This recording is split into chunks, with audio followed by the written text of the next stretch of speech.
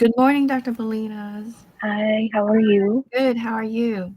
I'm good. Although my voice sounds nasal, I Oh, sound like I have stuffy quality in my nose, so I hope you oh, understand.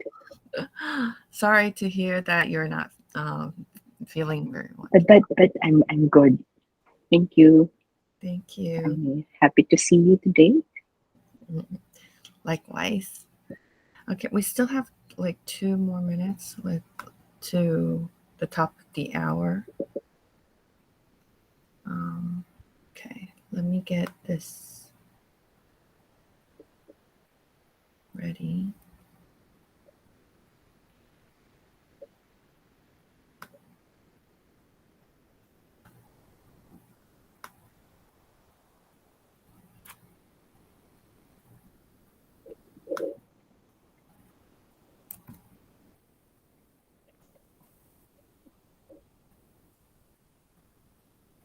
Okay.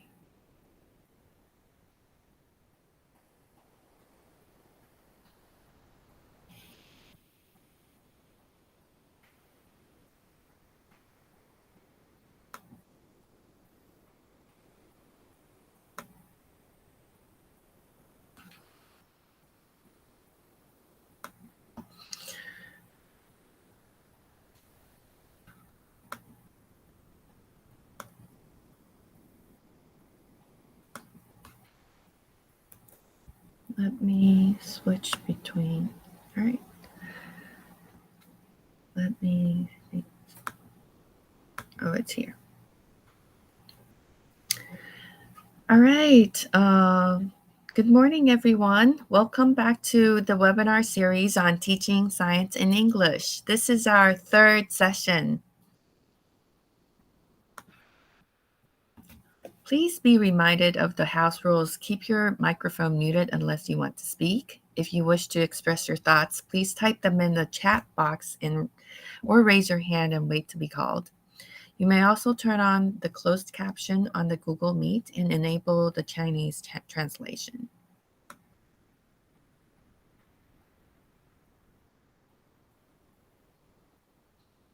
Okay, the first session for today is integrating EME pedagogies in the teaching of science.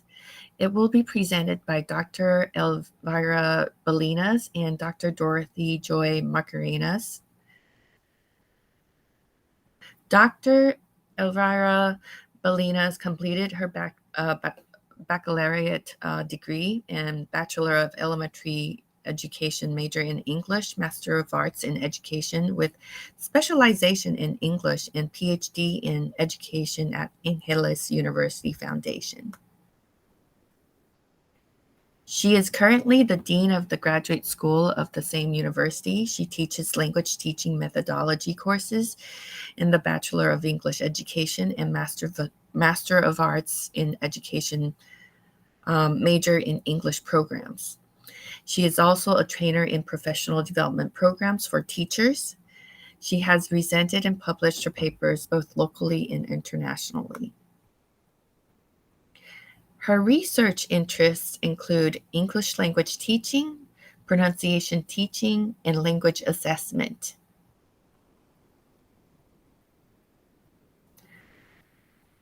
Dr.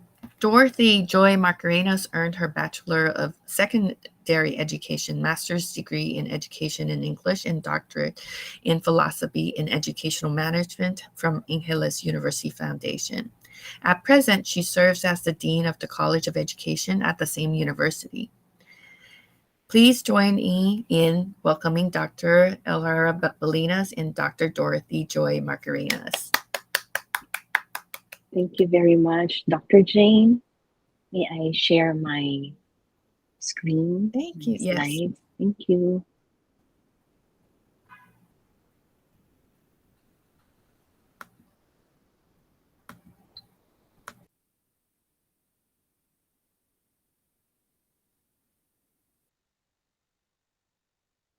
Can you see my slide now? Yes. So thank you very much, Dr. Jane of National Taipei University of Education, and to your staff, Ms. Michelle, for allowing us here from Angeles University Foundation Philippines to share our thoughts and reflections as regards English medium education, pedagogies in the teaching of science and in the teaching of the disciplines in general. I am very happy that we have partnered with NTUE and we welcome this very good opportunity, Dr. Jane. Thank you so much. So, our presentation is titled Integrating EMA Pedagogies in the Teaching of Science. I will be joined by Dr. Dorothy Joy Macaranas, as mentioned by Dr. Jane. And our objectives for this morning session are as follows. Number one is to reflect on and discuss issues related to use of English as medium of instruction in teaching science. So I'm pretty sure you have so many questions in mind, some challenges, and perhaps some opportunities that you can think of as well. Number two, to assess how English is utilized in classrooms for teaching and learning. And here we would like to share raw data from our students here in the Philippines on their perception as regards the use of the different languages in teaching the disciplines. Number three, identify challenges and opportunities in using English as medium of instruction and as language of learning. Our presentation this morning is divided into two. I'm going to cover defining context-based EME pedagogies, and Dr. Dottie will present advice for lecturers delivering content through English. So if you're ready, can you type in the chat box, ready, before I start my presentation? Ready, ready. Thank you. All right, thank you. Thank you.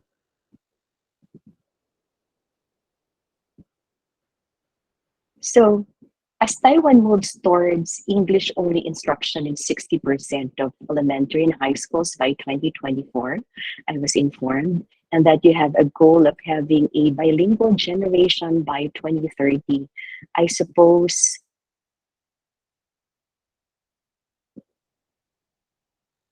sorry, sorry, yeah, there. Okay, sorry. Yeah, so as I suppose we share the same challenges here in the Philippines too. So EME is here because of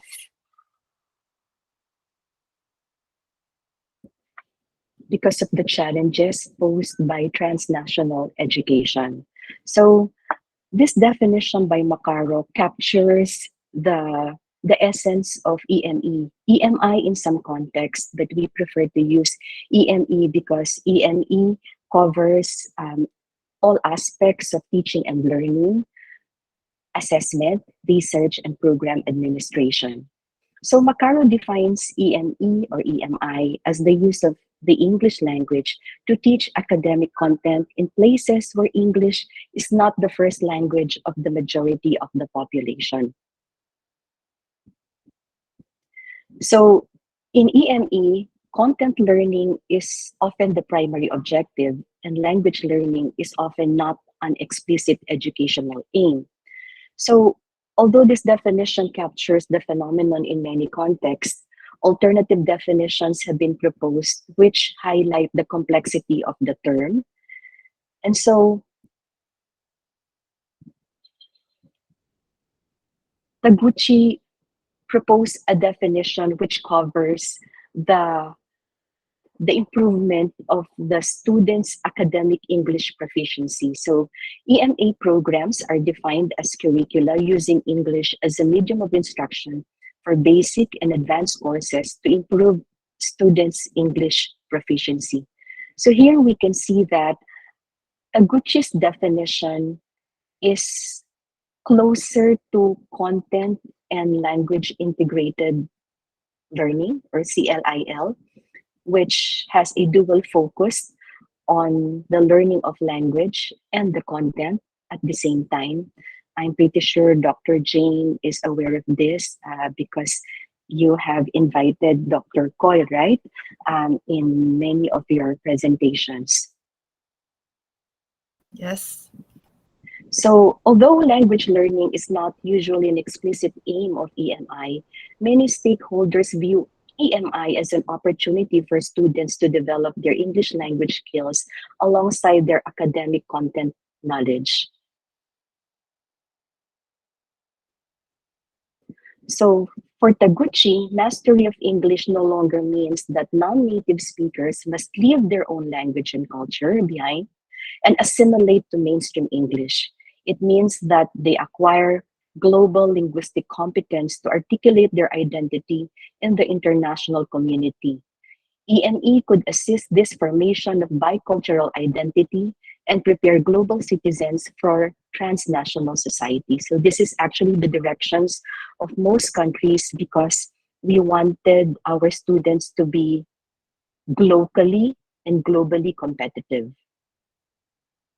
So in our context, these are our questions now. If I'm a science teacher, how much time should I devote for content? Do I have time to devote teaching language skills? Do I drag the English language teacher in my classroom to teach the skills because this is not my job? Am I going to allow my students to use their mother tongue in the class? How much do I know about my students in order to be successful in using EME in my class? Or perhaps our question would be, is it not too late for us to do this? So my question now is, knowing our students, because basically English is not our mother tongue, will you consider multilingualism as a resource or a problem? Can you type in the chat box, please, if you think that multilingualism is a resource, more of a resource or more of a problem? Thank you. Resource. Thank you. Resource.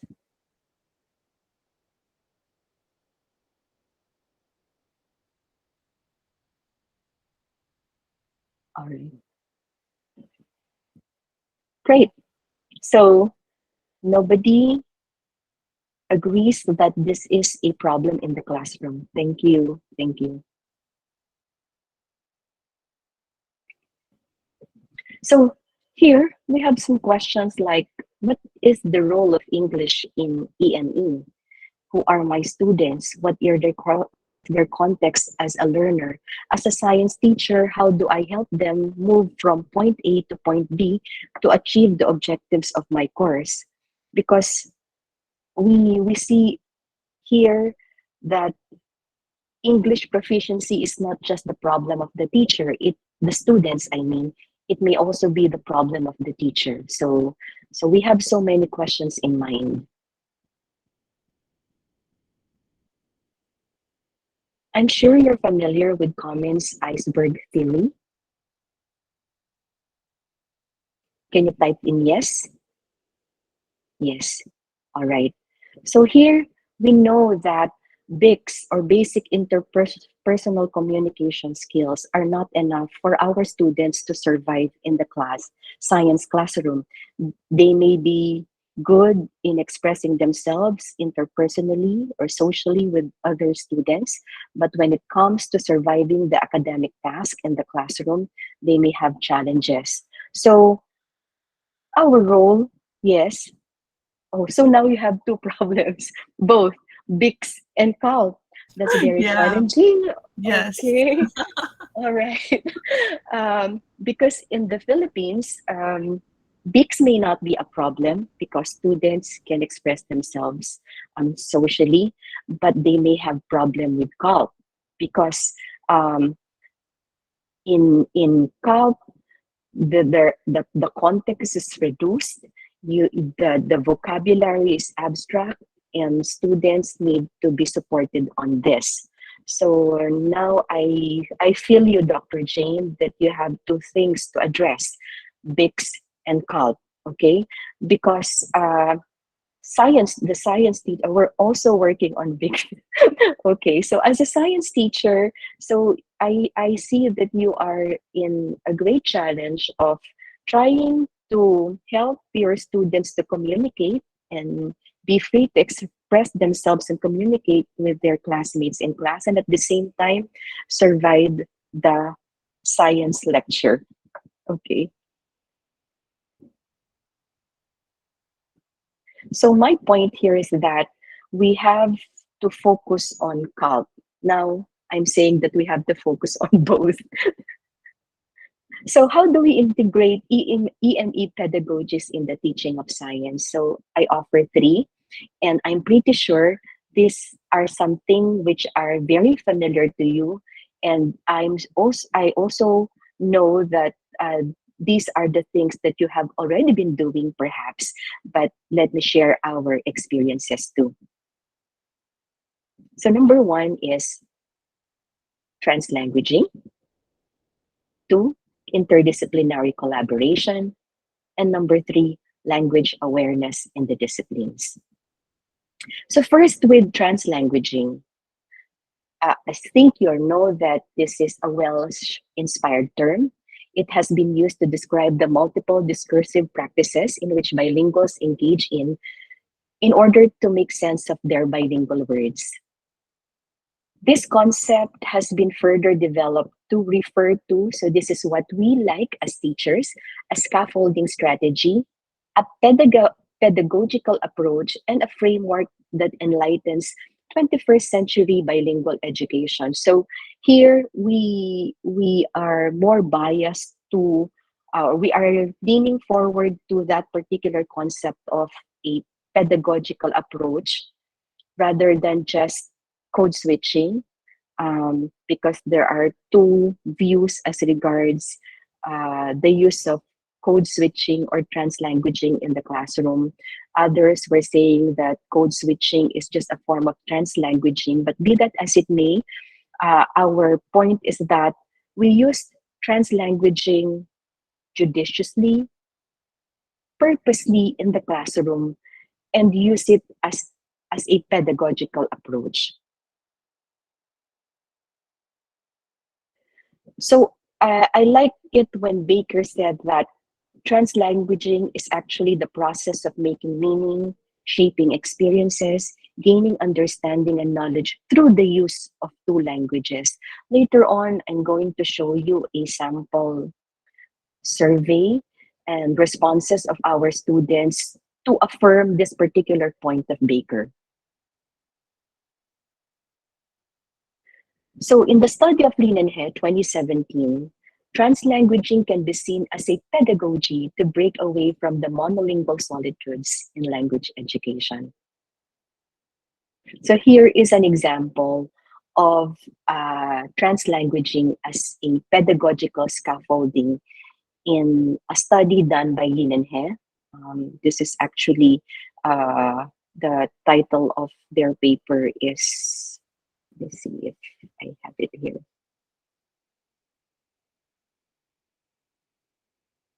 I will just show it later, but it's in the CLIL classroom. And this is a lesson excerpt in Science 9. The students come from multilingual contexts, South Asian students, Pakistan, India. And this is a lesson excerpt, and the teacher is discussing the digestive system. So you will see that the teacher here started by saying, so you talked about this word, okay, digestive system, yep, the student. And then the teacher wrote on the blackboard, digestive system, and tried to emphasize the meaning of the subject-specific vocabulary, digestive. So teacher asked, what is digestive? So apparently, the students may not know what digestive is. So student one said, digest. But the teacher said, yes, actually the root word is digest, and then wrote digest on the blackboard below digestive. and asked, what is the meaning of digest? So student one said, Hazam, Hazam. This is in an Urdu language. And of course, the teacher, because the student could not find uh, the English word that would best express the idea, the student made use of his first language. And the teacher, smiling, said, what is Hazam? It's our language. Okay, but I don't know your language. And now student two was able to give the actual definition, explanation, process some big food into small particles. You notice this happened quickly. So everything was tightly knitted. Uh, all the all the resources were there, multilingual, facial expression of the teacher, writing the word on the board, eye contact. The teacher was not punitive here, because if the teacher was punitive and stopped the student from using the first language, I don't think student two will be able to arrive at that particular explanation. So here we can see that translanguaging was became a pedagogical scaffolding, and it was done smoothly, so the flow was quick. And and if you notice, the teacher is able to maintain the use of English all throughout in the discussion, but the medium of interaction was not monolingual.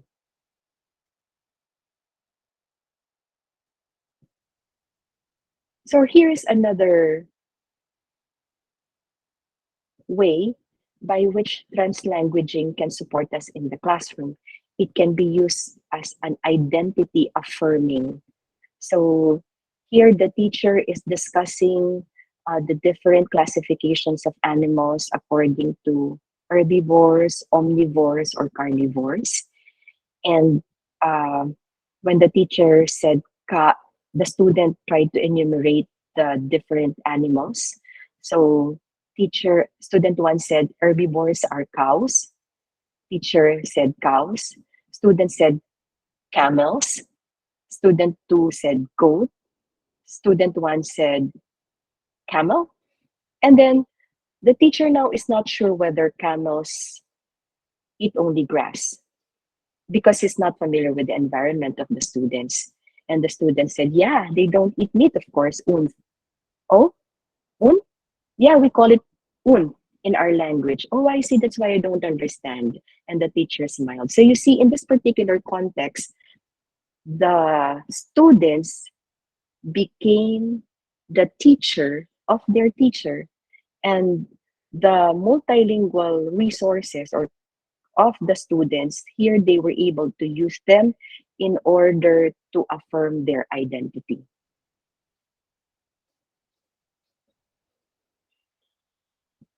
So Baker said that one of the benefits of translanguaging is promoting a deeper and fuller understanding of the subject matter.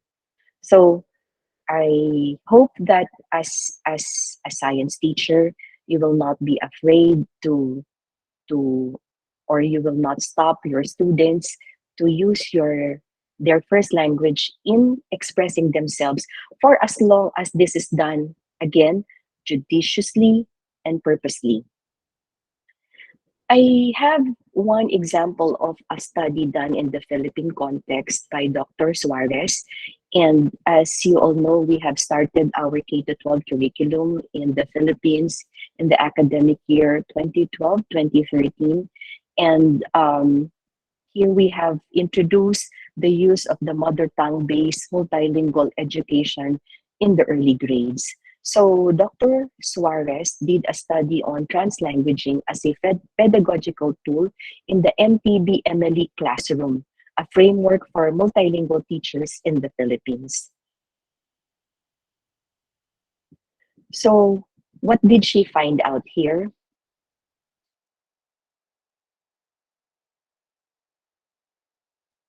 She found out that translanguaging can be an effective tool that MTB MLE teachers should adopt. Also, translanguaging is primarily used to promote learner engagement and concept understanding. The results also reveal that for translanguaging to be more effective, it requires deliberate steps to ensure that both teachers and learners benefit from it. And four, training in using translanguaging as a pedagogical tool is most needed by teachers whose language of instruction in their subject area is not the most familiar to the learners. So here, there is an opportunity for professional development for teachers to engage in translanguaging as a pedagogical tool, especially if the learners are not proficient in the target language of instruction. By the way, in this study, Dr. Suarez made use of discourse analysis as her methodology in her paper. So just to check whether our learners appreciate the use of different languages in our classrooms, we administered a survey just last week or 2 weeks ago, June 22, 23, when I participated in one capacity development training sponsored by our Commission on Higher Education. And we were asked to fill a questionnaire for 2 days to determine the following. Know if our Filipino students understand the role of mother tongue, Filipino and English in our classes. As you'll know, Philippines has many languages, more than 200. So we wanted to know if our Filipino students understand the role of mother tongue, Filipino and English in our classes, and learn more of their perceptions of the use of mother tongue, Filipino and English in our content courses. So credits to the Philippine Normal University for allowing me to share the results of the survey with you. So we were able to gather 1,124 responses as of June 24, 2022, thanks to the technology that was quick. And we feel that more than 1,000 may be enough for us to generalize and conclude how our students perceive the use of the different languages inside the classroom. So in terms of gender, there are 680 female and 444 male who participated in the study. And here, I should like you to look at this data. When the students were asked, which language do I prefer the teacher to use in the following activities in teaching my content courses? So interestingly, students are okay with the teacher using English in lectures, in quizzes, class activities, research proposal, final projects, online forum. However, in terms of recitation and group discussions, when students are to express their opinions and themselves with their peers, they prefer to use either the mother tongue or the Filipino. Yes, Dr. Jane, this is interesting because now we feel that students exactly know when the different languages should be used in our classes. So perhaps when we design our lesson, even in science, we can already determine which particular part of our lesson should be done in English, should be a mix of your mother tongue, or can be multilingual. So perhaps in the engagement section of your lesson, you can have uh, multilingualism or translanguaging if you want. But when you ask the students to present or to submit their assignment, or even in their submission of their final projects, or even in their quizzes, this should be done in English. So it's like identifying the different activities in your lesson plan and then trying to check uh, where you can use English only. So next is the question on how evident is EME in our classes, because teachers may not be aware that we are actually using translanguaging, or we are not usually strict in our English use in the class. So our students perceive that, yes, the course materials are in English, the exams are in English, but note that in terms of um, classes in English and lectures in English, the teachers are using translanguaging. So the lectures are not presented in pure English, or they were not monolingual. Next, is mother tongue important in teaching learning in your discipline? The answer of our respondents was a resounding yes. So they think that mother tongue is important in learning their discipline. Please note that our students come from different programs. So sciences, humanities, we have business students. So they are not majoring in English only, but they come from the different specializations. So when they were asked why it's important, here are their responses verbatim. It is important because there are some terms that will be easily understood in Filipino language, which help us to deeply understand the topic. So going back to Baker's argument that translanguaging can help the students think deeply and comprehend better, this particular survey affirmed Baker's argument. Translanguaging helps them comprehend better, or the use of their mother tongue for that matter. The second reason is that, yes, it is important because here in the Philippines, mostly speak Tagalog so that they can communicate to other people, not only here in the Metro Manila, but also to other places here in our country. So here our students recognize the role of mother tongue as lingua franca because, as I have mentioned to you a while ago, that the Philippines has several languages. I think if you have listened to the talk of Ma'am Remy before, she was able to enumerate the different languages in the Philippines. But if we allow the students to use their mother tongue here, they appreciate the role of the mother tongue as a lingua franca.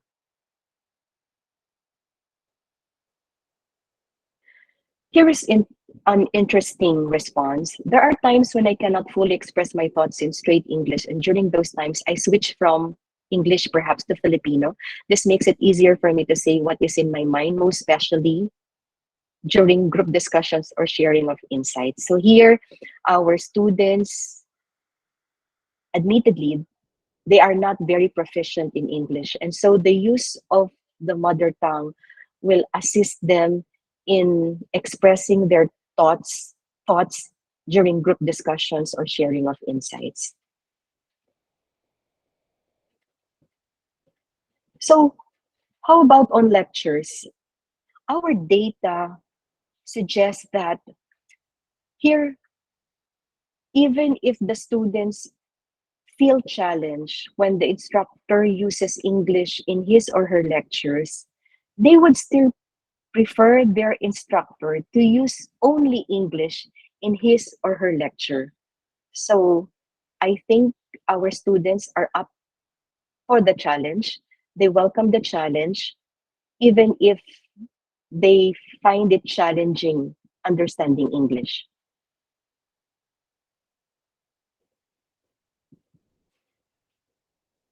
Our students, majority of our students feel embarrassed when they make grammatical mistakes. This is, I think, a stigma.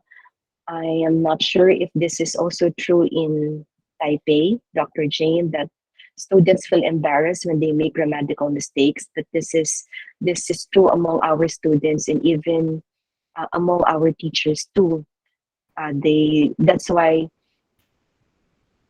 using English only in pure discussion will deter students from expressing themselves.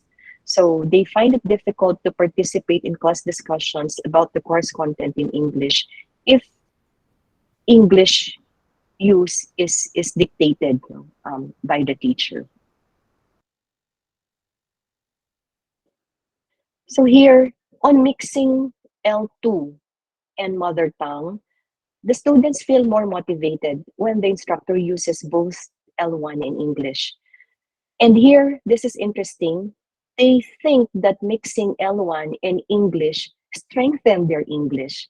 So this means that our students perceive the use of English not as a deterrent in the use of the mother tongue, sorry, not as a deterrent in strengthening their knowledge on English or their English proficiency. So what did we find out? Number one, our students know exactly when they need to use the mother tongue in our classes. So I think this will help us design our lesson plans to determine which particular section, as I had mentioned before, because our students know this exactly. They have very practical reasons for favoring English. They know it will help them pass the test.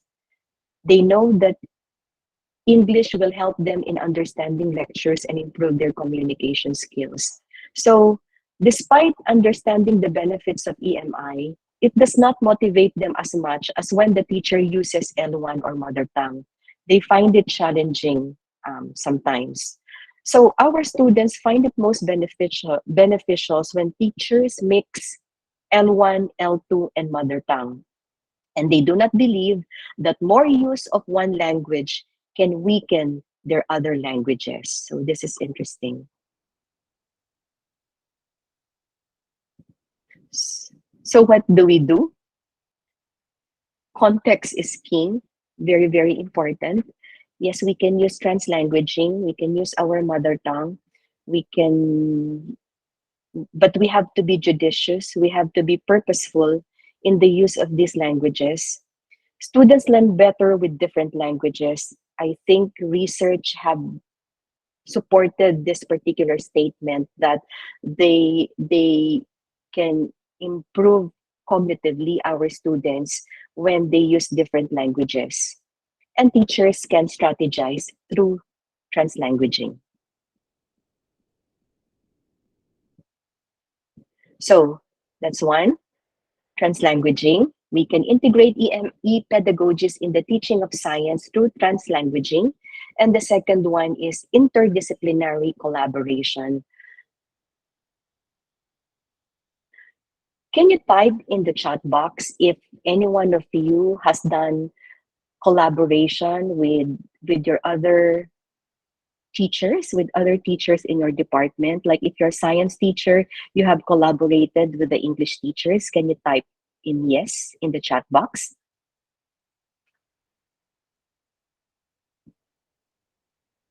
Yes. With science professors, yes.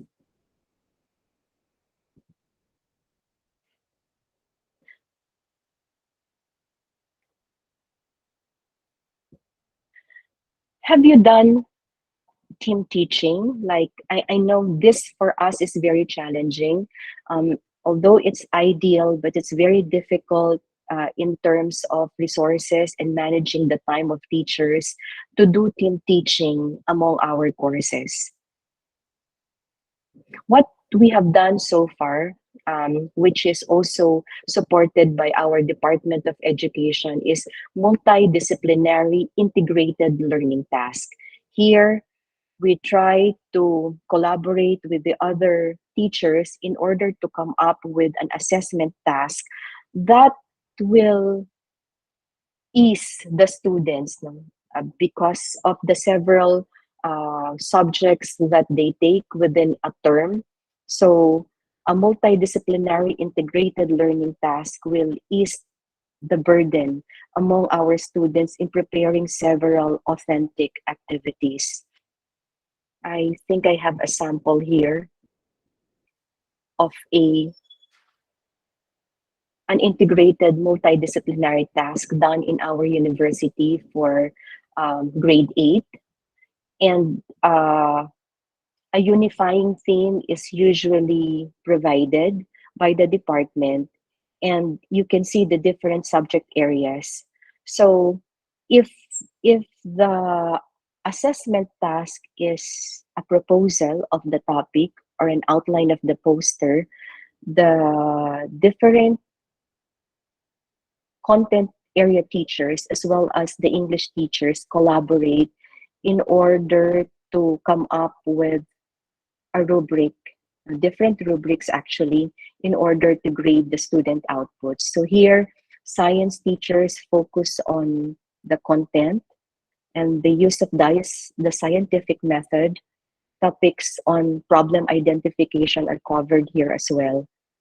While the math teachers will be focusing on data gathering and identifying problems in preserving the environment. So I think in the Philippine context, in our basic education context, most schools are doing this interdisciplinary, or sometimes they call it cross-disciplinary collaboration.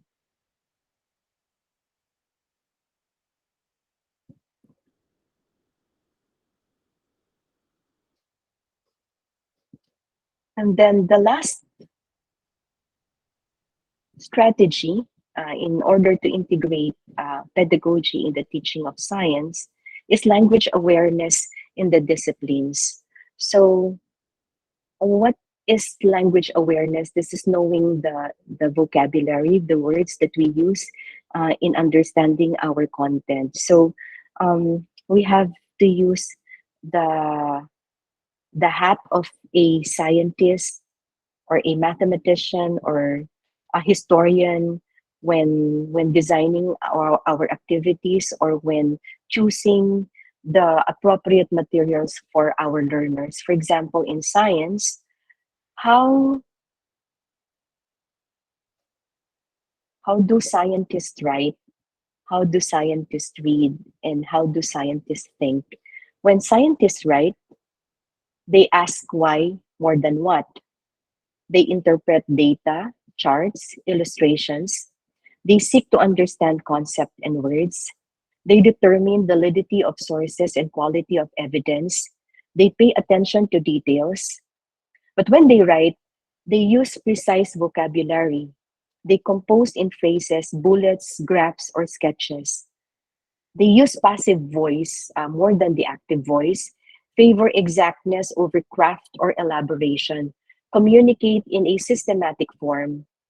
And when they think, they tap into curiosity to create questions, rely on prior knowledge or research, consider new hypotheses or evidences, propose explanations, and create solutions. So, as a science teacher, for example, when we collaborate with the English teachers, if we can drag them in the classroom. So these perhaps can be the literacies that we need to focus on, the words that we need to focus on when we teach our students, so that they can survive the or they can develop their their cognitive language, cognitive academic language proficiency.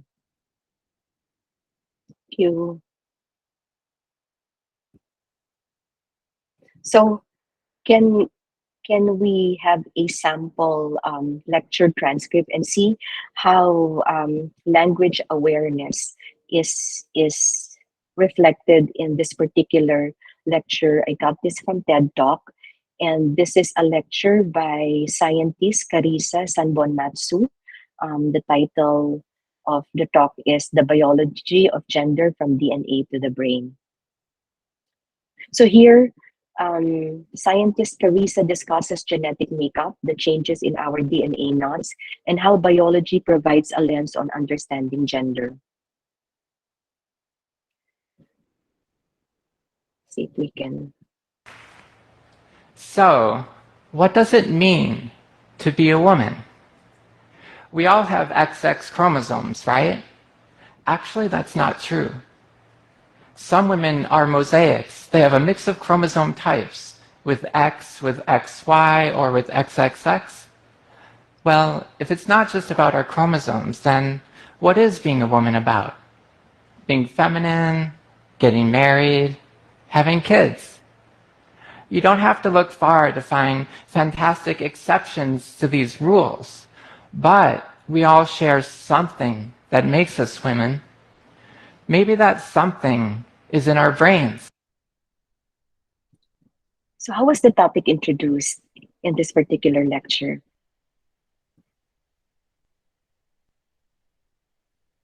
Have your thoughts in the chat box.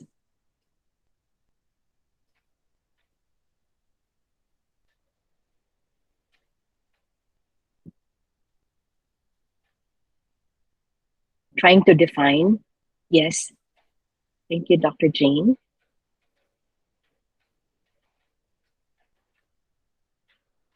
Yes. What makes a woman? It's a question. So get rid of stereotypes. So there are many ways of introducing our lessons. And in terms of how you do it in your classrooms, what are your best practices in introducing your topic in the science class? Do you use stories, anecdotes, and personal experience?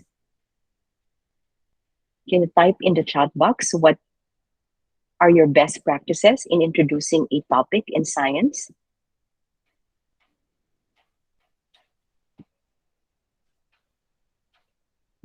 Personal experience as well.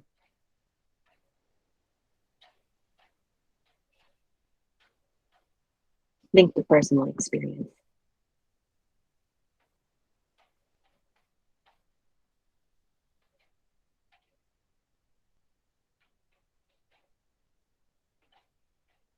Okay. Stories. Any other?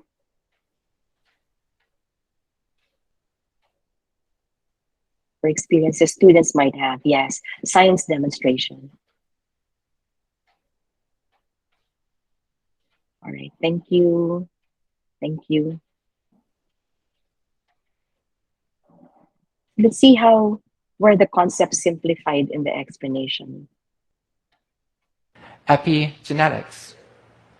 In epigenetics, we're studying, how DNA activity can actually radically and permanently change, even though the sequence stays the same. DNA is a long string-like molecule that winds up inside our cells. There's so much DNA that it actually gets tangled into these knot-like things. We'll just call them knots. So external factors change how those DNA knots are formed. You can think of it like this. Inside our cells, there's different contraptions, building things, connecting circuits, doing all the things they need to make life happen. Here's one that's sort of reading the DNA and making RNA. And then this one is carrying a huge sack of neurotransmitters from one end of the brain cell to the other. Don't I get hazard pay for this kind of work? Okay, so how were the concepts simplified in the explanation?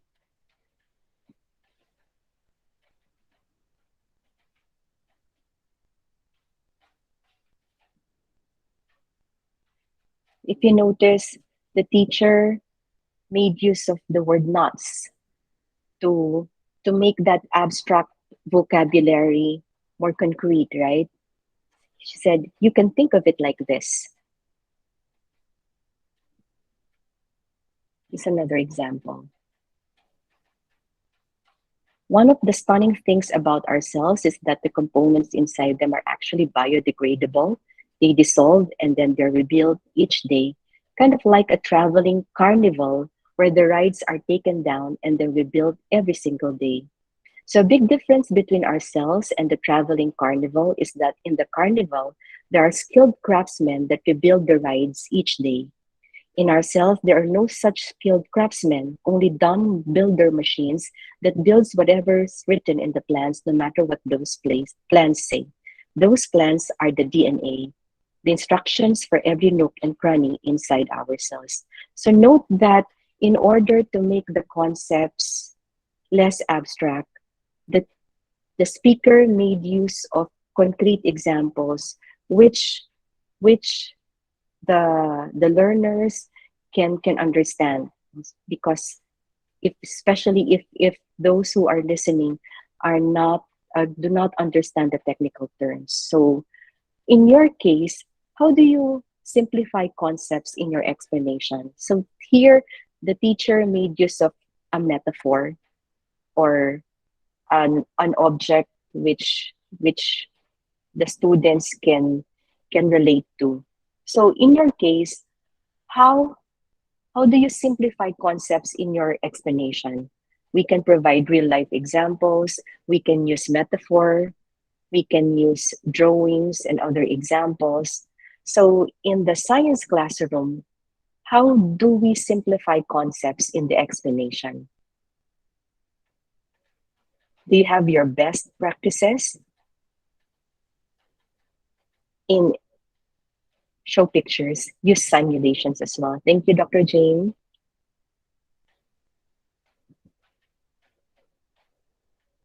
Analogy, yes.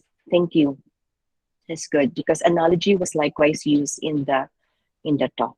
Thank you. So here, how was the talk concluded? So, what does it mean to be a woman?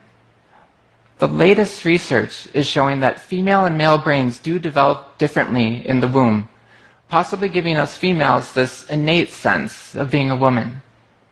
On the other hand, maybe it's our shared sense of commonality that makes us women. We come in so many different shapes and sizes that asking what it means to be a woman may not be the right question. It's like asking a calico cat what it means to be a calico cat. Maybe becoming a woman means accepting ourselves for who we really are and acknowledging the same in each other. I see you, and you've just seen me. All right.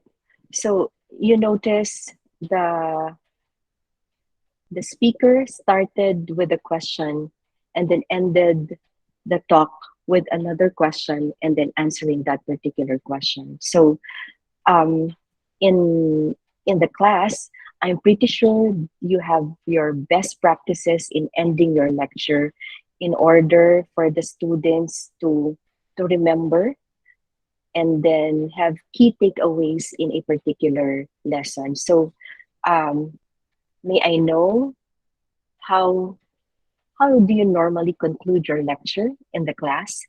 Do you go back to the introduction and summarize as well?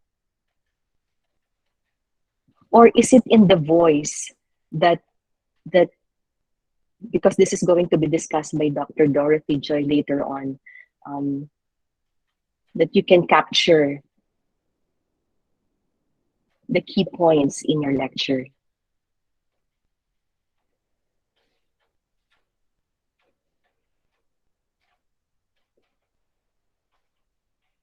So any best practices in concluding your lecture?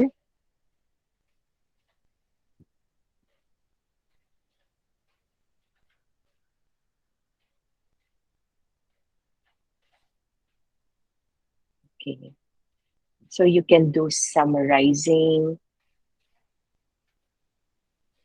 You can go back to the introduction. Oh, yes. Thank you, Dr. Jane. You can let the students provide the summary instead of the teacher doing the summary. So also summarizing. Do you also use acronyms in order to conclude your lecture?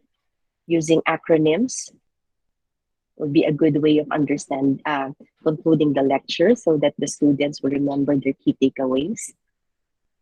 Okay, so in the end, this is our question when we implement something new in the class. So how do we help our learners get there? I know that it's very challenging to use English in the class, especially in the discipline. And our primary role as a teacher is to help our learners get there. There are so many researches on the use on the benefits of using multilingualism in the class. So there are opposing views as well, but in the end, when we use the different resources in the class, multiple linguistic resources to the advantage of our students, I think this will benefit them greatly, because at the end of the day, it's never about us. It has always been about them. My point actually is inclusivity. If we make use of the multiple linguistic resources in the classroom, then our students will feel that they are included, that our class is inclusive, because that is primarily the focus of the ENE pedagogies. Thank you very much. I will now turn you over to Dr. Dorothy Joy Macaranas. Thank you. Thank Thank you, you, Dr. Dr. Jane. Polinas. Thank you.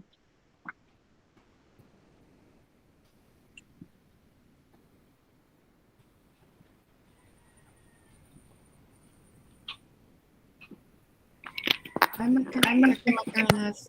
Hello, good morning. Good morning to Good everyone. morning. Allow me to share my screen.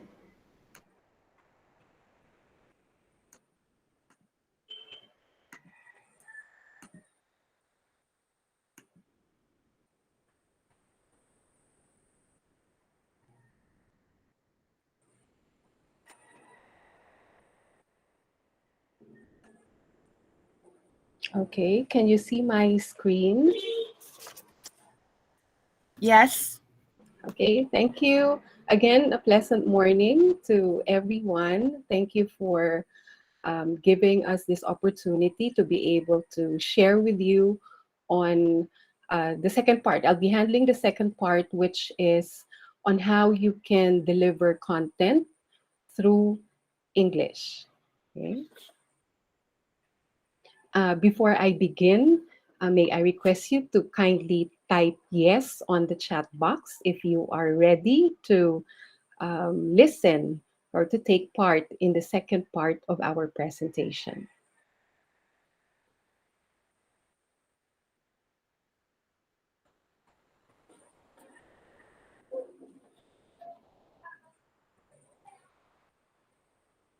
Okay, thank you very much for your responses. Okay. Okay, well, we know that as teachers, regardless of the subject that we teach, we are, of course, expected to be adept both in content and delivery of our lessons. Okay, so we are actually starting off with these two guiding principles in teaching. The first one, as I've mentioned already, is that we teachers are expected to be adept both in content and delivery.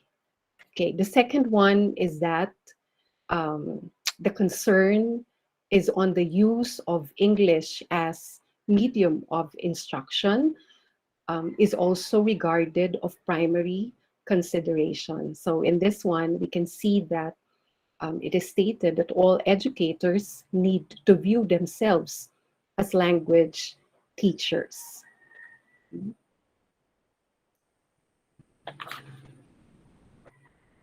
But let's take this context, okay? Imagine that you are about to teach your students. You already have the platform, whether that's online or offline. You know the content of your course so well, which means you have attained the mastery of your content. But then the situation is you need to deliver the lesson in a language, which is in English in this particular context, that you yourself is still learning. Okay, so there are keywords there that I have indicated. Okay, now let's do some reality check. Okay, let's take a look at the different components or ingredients that are needed okay, for us to be able to deliver our lesson. Okay, so here you could just put a check or a cross mark there.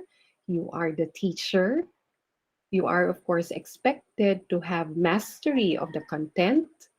You are to identify the mode of delivery for your lesson. You need to use English as the medium of instruction. And at this point, you are also considered as an English learner.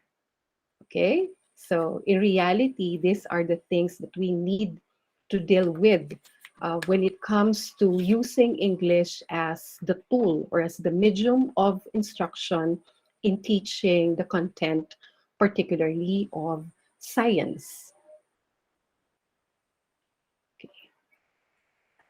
So, to reiterate, one of the objectives that was given earlier by Dr. Elvi is that we are going to identify challenges and opportunities in using English as medium of instruction and as language of learning.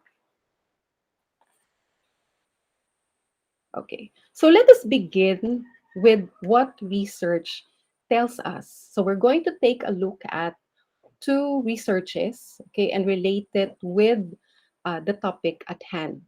Okay, so the first one, okay, this was written by Kim in 2017, and it's entitled English Medium Instruction in Korean Higher Education, Challenges and Future Directions.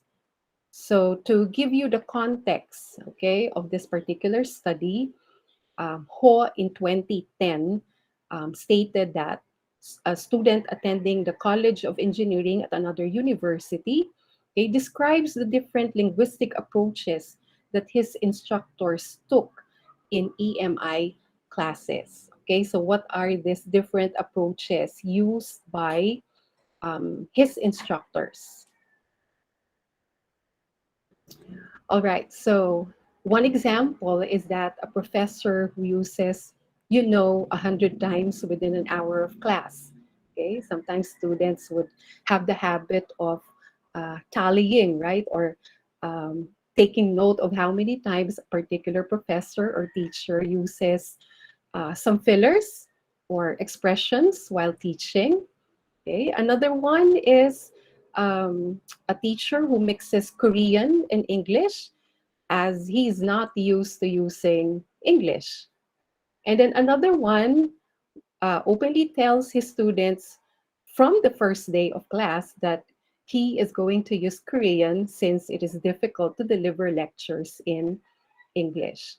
And then another one is a professor who switched to Korean in the middle of the semester after using English in the beginning. Okay, so these are the different situations that we as teachers might find ourselves in when we have to teach the content in English. Okay. The other study is entitled English Medium Instruction in Higher Education in Pakistan, Policies, Perceptions, Problems, and Possibilities. Okay, this was written in 2017 by Mabud. So what is the context this time? So this is in terms of students writing, which is considered to be more visible and understandable. But of course, before a teacher gets to require students to come up with something that they need to write on, the teacher, of course, needs to explain to the students what his or her expectations are. But since English is used here as the medium of instruction, the teacher also considers that it is not necessary that the students are experts in language and that they should know grammar well, and that committing mistakes grammatically do not matter when they need to communicate their ideas, and that the course is not supposed to make them experts in the language. Okay, so considering this context or these challenges, what do we do next? Okay, what are the steps that we need to do in order to improve ourselves when it comes to the delivery of our lesson? Okay, particularly, as I've said earlier, um, in science, for science subjects. So I'll be presenting to you practical tips on how you can deliver the content through English. Okay, so this will be the next part of my presentation. Okay, so we're going to look at the first one. Anyway, don't worry, there are only four major tips that I'll be sharing with you this morning. Okay, so the first one is, okay, it has something to do with mastery of content. Okay, so this is from Hotgren from 2017. Um, well, as teachers, as science teachers, you need to remind yourselves that you are the master of the content of your subject matter, and you are of course expected to have the mastery in teaching concepts, okay, theories, everything that your students need to know about the subject that you are teaching. Okay, so you consider yourself as having the mastery of the content in teaching science. Thus, what is it that you have to remind yourselves with? Okay, so there are two things that you need to remind yourself with. The first one is that you are the subject specialist, okay? And that your students have come to your class in order for them to learn about the content of the subject that you are teaching. Okay, so that's very important. You clearly understand that you are the specialist in the subject that you are handling. And another one is that you are using the English language as a tool in order for you to communicate the type of knowledge that you need to teach or that you need to introduce to your students. Okay, so don't forget, under mastery of content, there are two things that you need to remind yourself most of the time, that you are the subject specialist and you're simply using English as a tool or as an instrument for you to be able to communicate the important things that you need to teach your students. Okay, now, of course, when it comes to teaching, we tend to worry about so many things.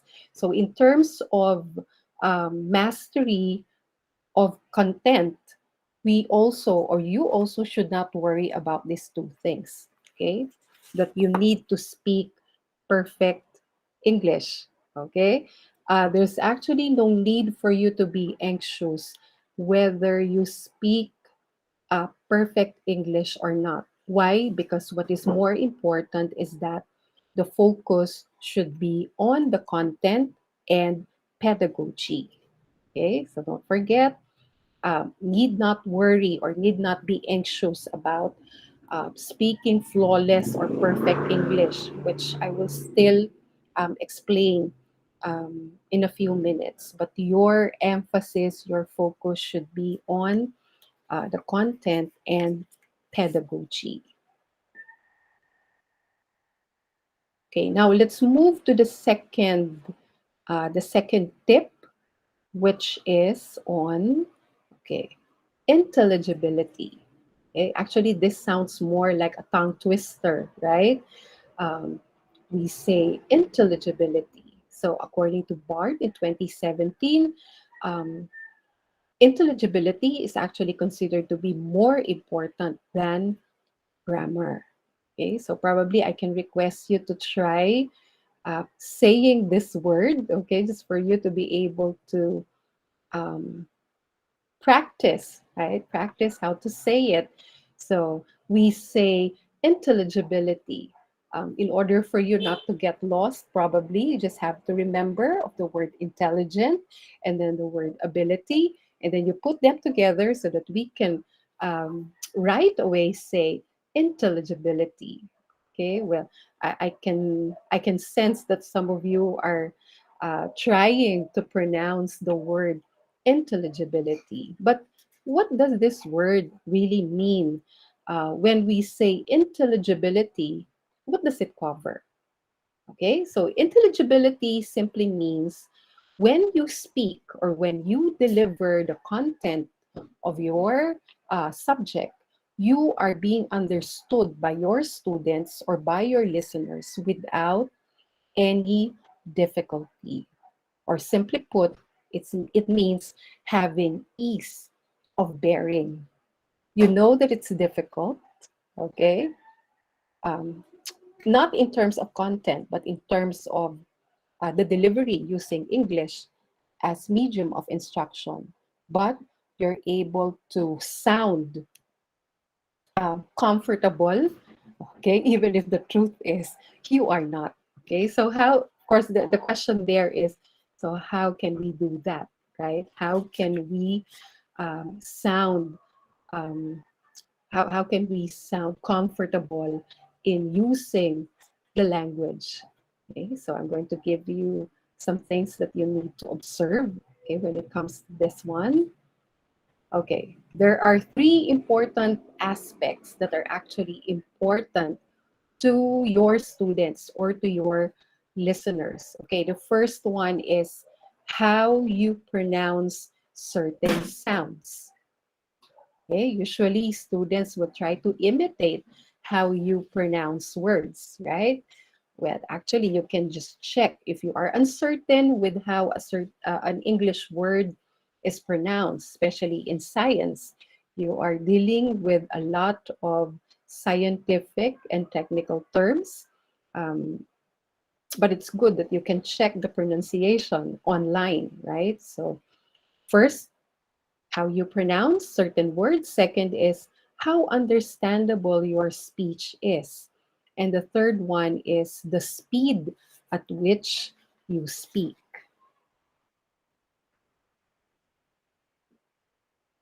Okay. Now, in so doing, how can you help your students? Okay, there are actually two things by which, very practical ways by which you can help your students so that they are also learning English at the same time. Okay, so for the first 5 to 10 minutes of your class, especially on the first day, you may allow your students to be familiar with the tone, the tune of your voice, okay, by simply introducing yourself to them. Okay, so you have to take it easy, introduce yourself so that they get familiar with your voice. Okay, the the speed by which you speak, okay, as well as the volume of your voice. Okay, another one is at the onset, you can talk about some general issues first instead of starting with the important concepts right away or starting with the content right away from the beginning of your discussion.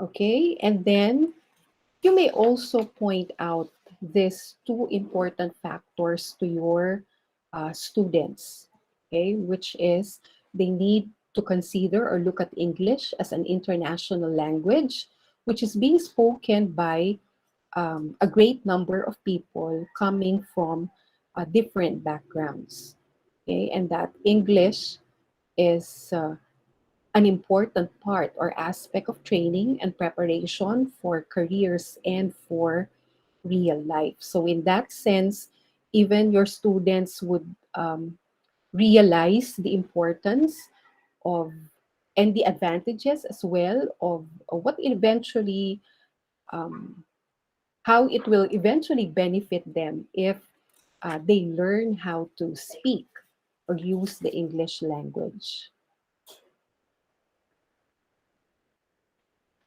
Okay, So the third tip is about your voice. Okay, so from the same author, um, it was mentioned that your voice matters. Okay, so all right. So if my voice matters, so what are the things that I need to consider in this aspect? Okay, so two things to consider. The first one has something to do with the speed of your delivery. Okay, what do we mean by this?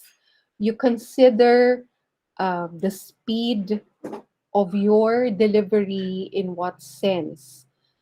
You see, when you speak in a rush, it can actually make the reception of the information very difficult and challenging to your students or to your listeners. While, on the other hand, if you speak slowly, okay, very slowly, it can also um, be difficult or hard for your students to follow the flow of utterances. Okay, so if I'm going to give you an example, I may present this by speaking too fast, right? Like I might say, okay, when it comes to realizing that your voice matters, you need to consider two things. First, speed of your delivery or how to strike a balance.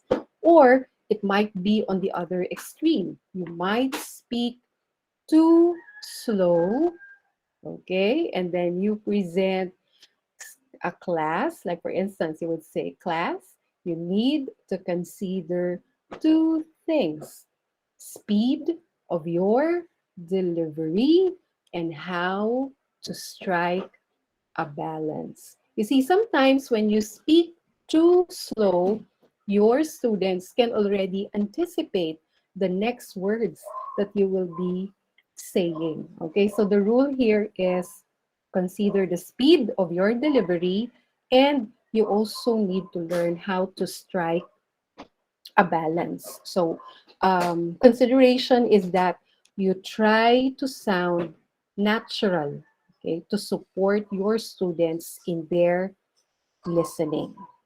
Okay. The next one is you have to use your voice to its best effect. Okay. Actually, who else will love your voice but you? Okay, they say that it's the only voice that you have, so you might as well learn to love the voice that you have. So you learn to understand what your voice sounds like, and you use your voice in an interesting manner. Okay, sometimes you would like to probably try recording your own voice so that you would know how your students would get to hear you. Okay, and that you can also determine if you are speaking too fast or too slow.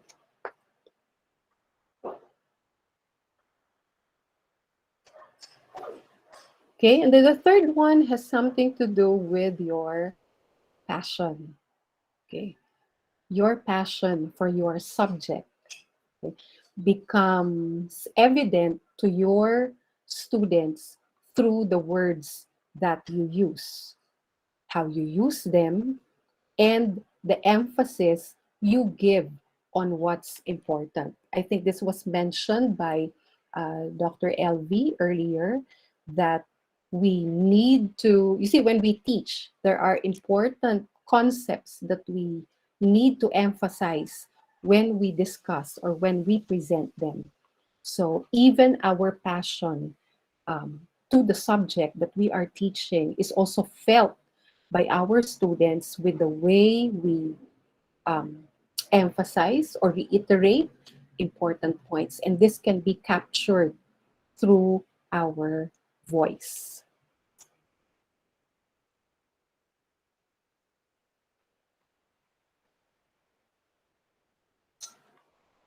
Okay, I think this was already mentioned earlier, right? About not worrying on whether you are able to speak impeccable or flawless English.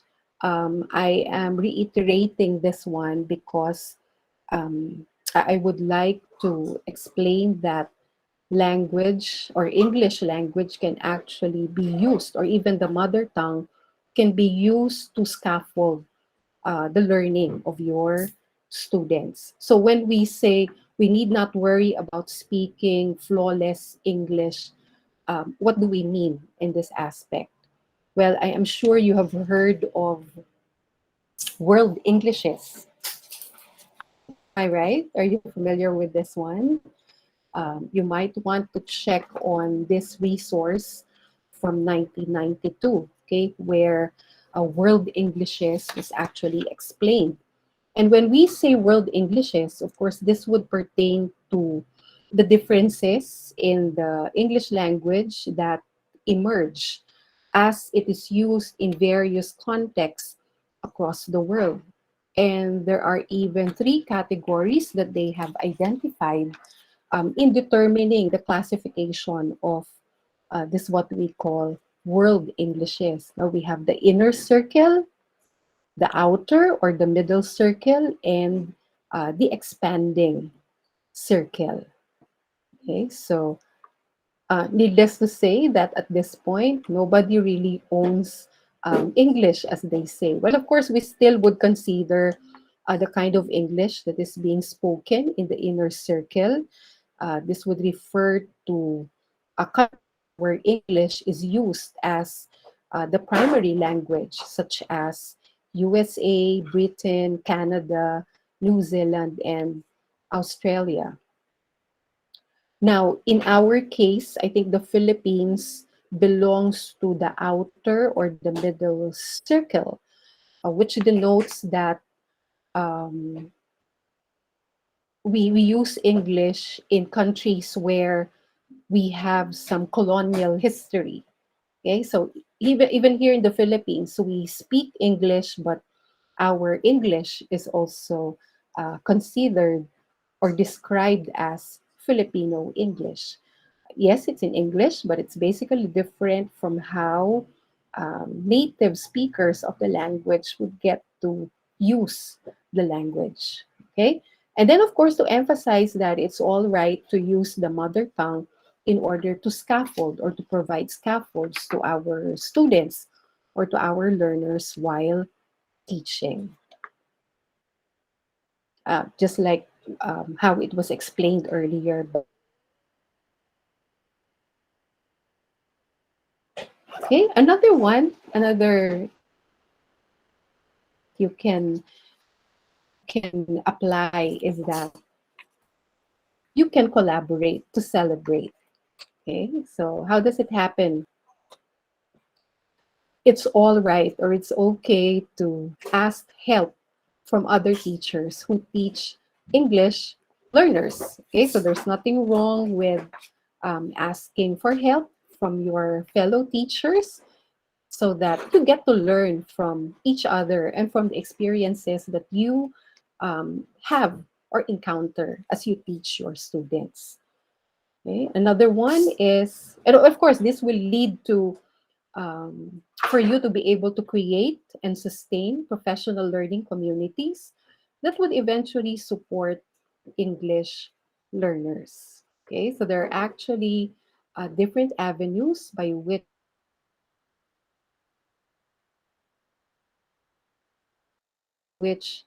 English language is learned and eventually be utilized in your respective classes.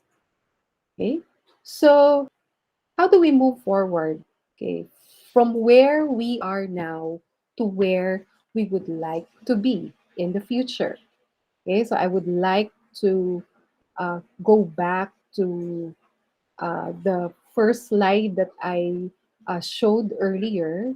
Okay, but this time after you have practiced or after you have applied, okay, the things that you have learned and the things that you will still be learning from this series of webinars, what do we expect?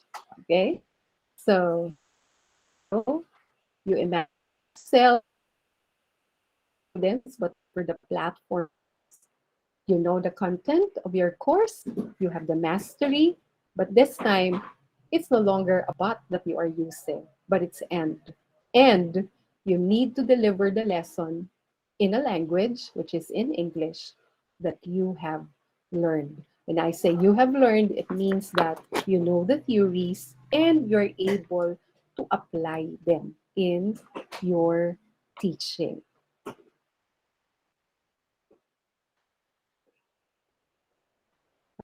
So have we achieved our objective? One of the objectives was presented earlier is for us to be able to identify challenges and opportunities. When in fact, the challenges that we were able to identify are actually opportunities in order to address the concerns in relation to the use of English of instruction and as language of learning. Okay, with that, thank you very much for listening to this presentation. Have a nice day.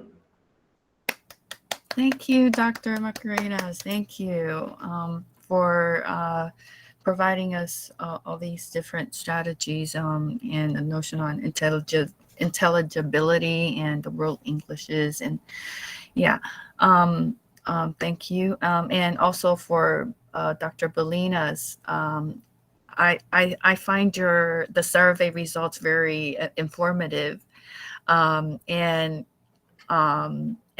it helped me reflect on my own teaching, because in my class I was like mandating all the students, even when they're discussing in groups, to use only English in class.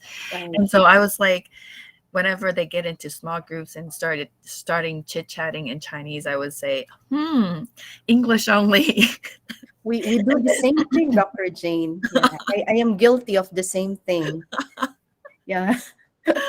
But seeing that students in your survey preferring to chat in the mother tongue, and whereas in other different aspects of the class, like activities and quizzes and all that can be done in English, I think this is something that I might want to adjust a little bit to give them a bit room to discuss in the native language, and then you know and have them presented at least on stage in English. That's what I got from the results of your survey. So yeah, very very very interesting indeed. Yes. So yeah, I'm not anyone in the audience we could, who have any questions for our two speakers. Okay.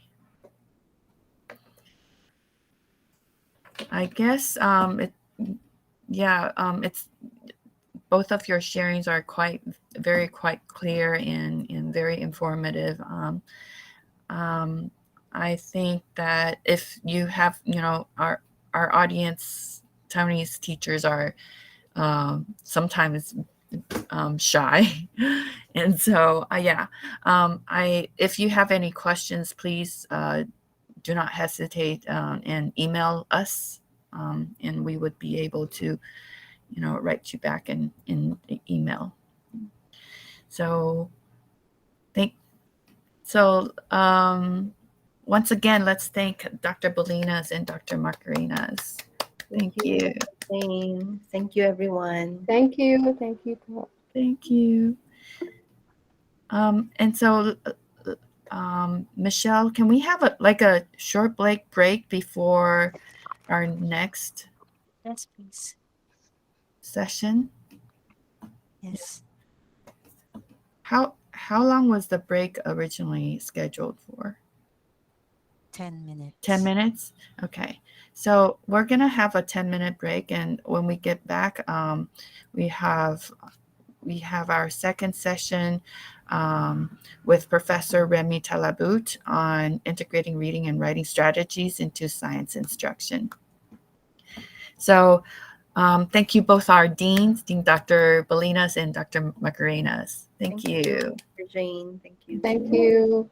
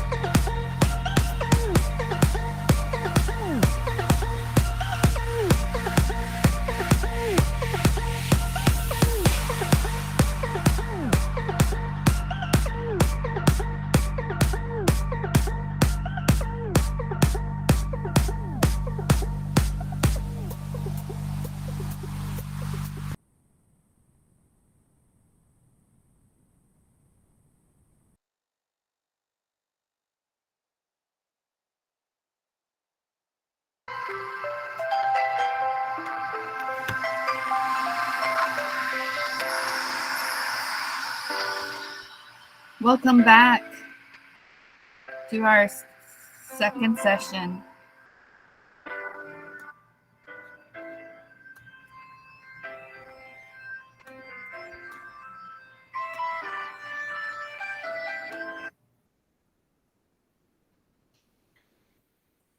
Okay. Welcome back to our second session. The second topic is integrating reading and writing strategies into science instruction. And it will be presented by Professor Remy Talabout. Professor Remy Talabout is an assistant professor at the College of Education, currently the head of the English department. She has conducted trainings and seminars for teachers, both in the basic and tertiary levels. She has also presented research papers both in the Philippines and international conferences. Her research interests include English language teaching and strategies, distance education, and error analysis. Please join me in welcoming Professor Remy Talabout. Good morning. Good morning.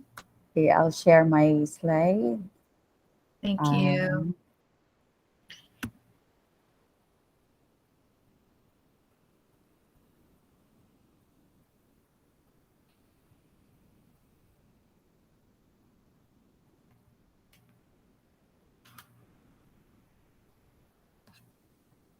Can you now see my slide? Yes.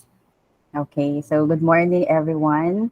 Again, it's an honor and it's honored to be invited to talk about reading and writing strategies so that we could uh, provide help to the science teachers in your um, country. Okay, so this is my third time. Yes, thank you. Thank you for agreeing to Hold share. on. We love your sharing. That's why we keep inviting you. All right, so my topic will be integrating English reading and writing strategies in the teaching of science. So the word English is specifically mentioned in the title because primarily what I will share with you are strategies that are common in the English class or commonly used in the language arts class, but we can also use them in the teaching of science. But before that, I'd like to ask everyone, okay, how are you feeling today? So I'd like you to chat your answer in the chat box if you're feeling excited, silly, cool, annoyed, worried, or angry. Let me see your feeling. Please type in the chat box. Okay, excited with a big smile. Okay, exciting. Okay, so excited. Wow. Okay, most of the responses are excited. So I'm happy that you're feeling excited and not angry. Okay, and Why would worried. he be angry? Or maybe If my feeling son was worried. here, he would be silly. But Yeah. we're all excited. Yay! Okay, so thank you for making me feel comfortable. All right. So again, I'd like to focus on the reading and writing strategies. My presentation would only talk about the strategies. I'm not going to lecture anything about the teaching of English in particular because I think you had enough lecture on the teaching of English during the first and second day of this webinar series. Okay.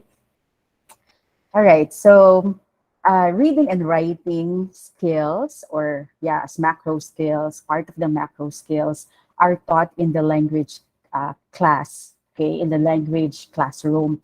And students are taught these strategies because teachers would like to make them use these strategies in the other content areas, such as mathematics, science, history, etc. So these skills are not limited in the language classroom, but they are supposedly transferable to the content areas. Okay, we are not selfish to own them in our English class, but the goal of teaching these strategies is for us to uh, make the students apply them in other content areas. Okay. For example, in mathematics, students must read and understand the problem so that they can find solution. So if they do not understand the problem, then they cannot give correct answer. So comprehension, reading comprehension is important for them to give correct answer to the problem. In science, teachers give different text. Okay, they ask their students to uh, conduct experiments, and so the teachers would provide procedures on how to do the experiment, and students would read the procedures. So if the students do not understand or did not understand one step from that experiment, then the whole experiment is a failure. So it's important that the strategies are used and applied in other content areas because we cannot do away with reading, okay, different texts coming from different subjects. And the most common output the teachers would ask their students to do is uh, a writing activity, or let's say a reflection paper, a reaction paper, an essay, or if it's in a math class, the teacher would not only ask for the number, but also a sentence that would explain. Okay, or sometimes the teacher would ask the student to explain in class how did he arrive in that answer. In science, it's not enough that we were able to perform the experiment, but we have to be able to write down how we did it and the result of the experiment. So reading and writing are always part of the processes, learning processes that we do in all content areas. So we cannot avoid reading and writing. That's why I would like to share with you some of the strategies that we use, that maybe these strategies are already being done in your classroom. I'm not saying these are novel, that these are new. Maybe you have done them, but I'd like to show you some science output where these strategies can be applied. Okay, so we'll begin with reading. Okay, so reading in science has I would like to target the following reasons. So the first one is teachers would like to develop understanding.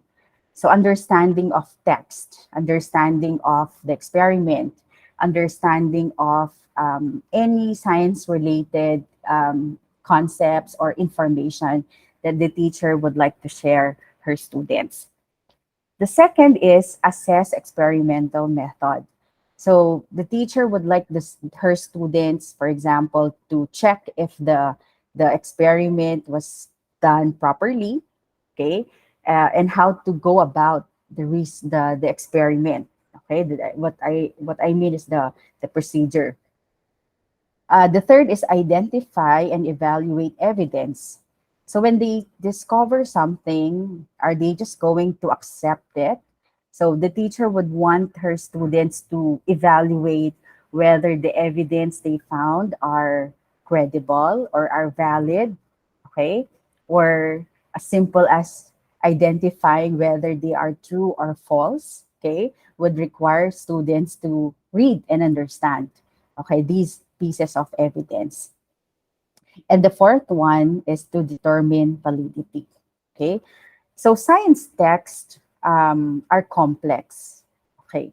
In English, we give our students text and they're in story form, okay, in poetry. But science are different. Science texts are different. They're more complex because there are scientific terms, okay?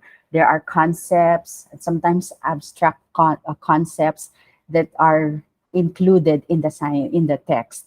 And so uh, it's important that we teach the students how to read this how to read and understand the complexity, despite the complexity of the different science text. So read the science text would come in different forms. So commonly, we use science textbooks in the classroom, okay? We also see scientific reports. So that is a template. Maybe you could use a filled in a filled out laboratory report so that you could ask your student to analyze the report. Okay. Sometimes we use newspaper articles we can find online or from print. Okay. Which has the science section. Okay, which we can find it in the science section, and then some online materials as well. So these are some of the forms, the science text forms that we could use in the classroom. Uh, Regardless what kind of material we use in the classroom, they share the same thing. They're all complex. Okay, they all share the same vocabularies, set of vocabulary. The concepts are also the same across all forms. The processes are also the same. So when we see experiment in this book, we could also see the same procedure in other uh, book or in other written forms. That's why they share the same complex characteristic. So science reading should be both an active and interactive process. So it's not just simply making the students read the text, but they also have to be they have to actively read, okay, the text. So when we say active, students would have to um, follow the same stages. Like we have pre-reading stage, we have the during reading stage, and the after reading stage. And these stages would require different strategies, okay, so that we can check if students understand the text or not. The science reading should also be interactive. It is interactive because we do not just simply use one source, uh, but rather we use all the available resources. Okay, so when we say available resources, I am not only referring to the print materials or resources, but we can also incorporate the prior knowledge of our students. Okay, so first thing, we ask them, do you know this? Okay, when we, for example, um, bring a real life object. So we ask the students if they are familiar with this object. So by asking that question, we are making them use uh, of their prior knowledge, okay?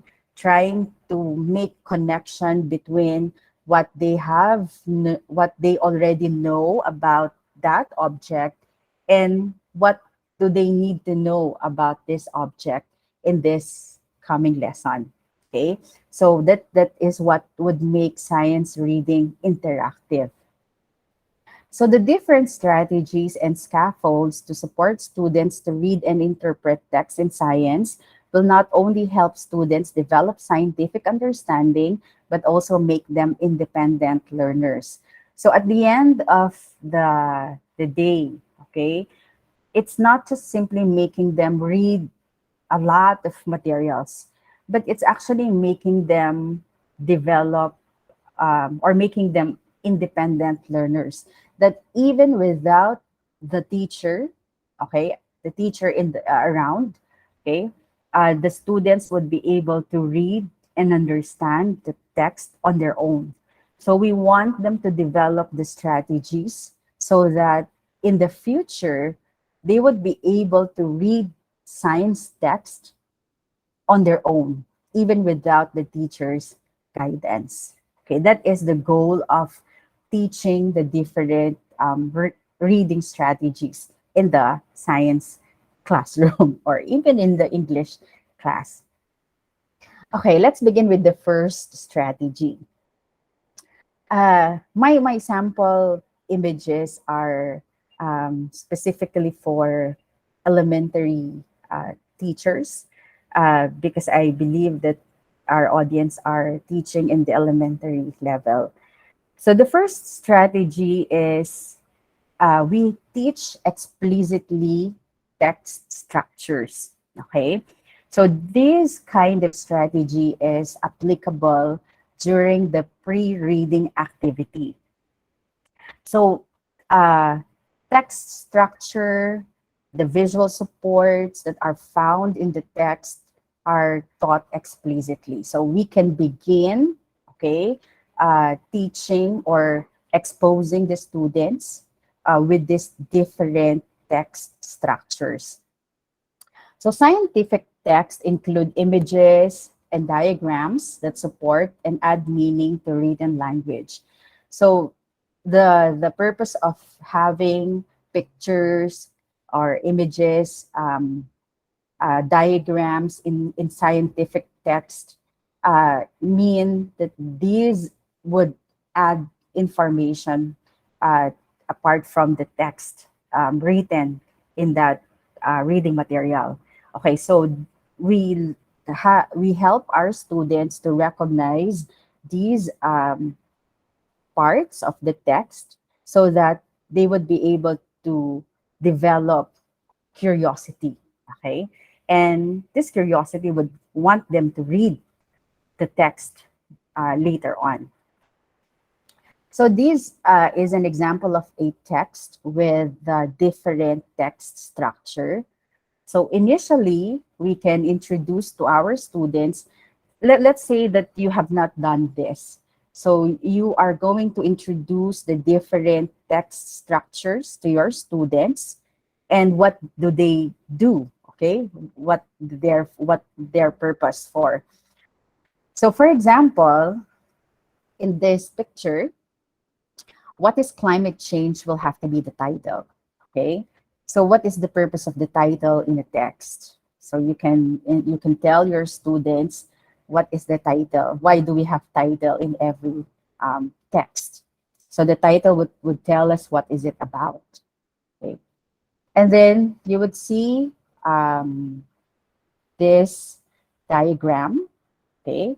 So these diagram would add information, okay, apart from the text that you could see from this reading material. So if the student would encounter a science text with full of text, full of words, they would find the reading material boring or too difficult for them, okay? But if they see some pictures, they would like they would like to know what this picture is, and so they would like to find from the text what this picture is about. So adding some, looking at those images would add information apart from it would, deviate from a longer text, okay, having a longer text. uh Hold on. Okay, my cursor is not working. The caption below that diagram, okay, or image are also included in the in the material. So these caption would explain what the images are.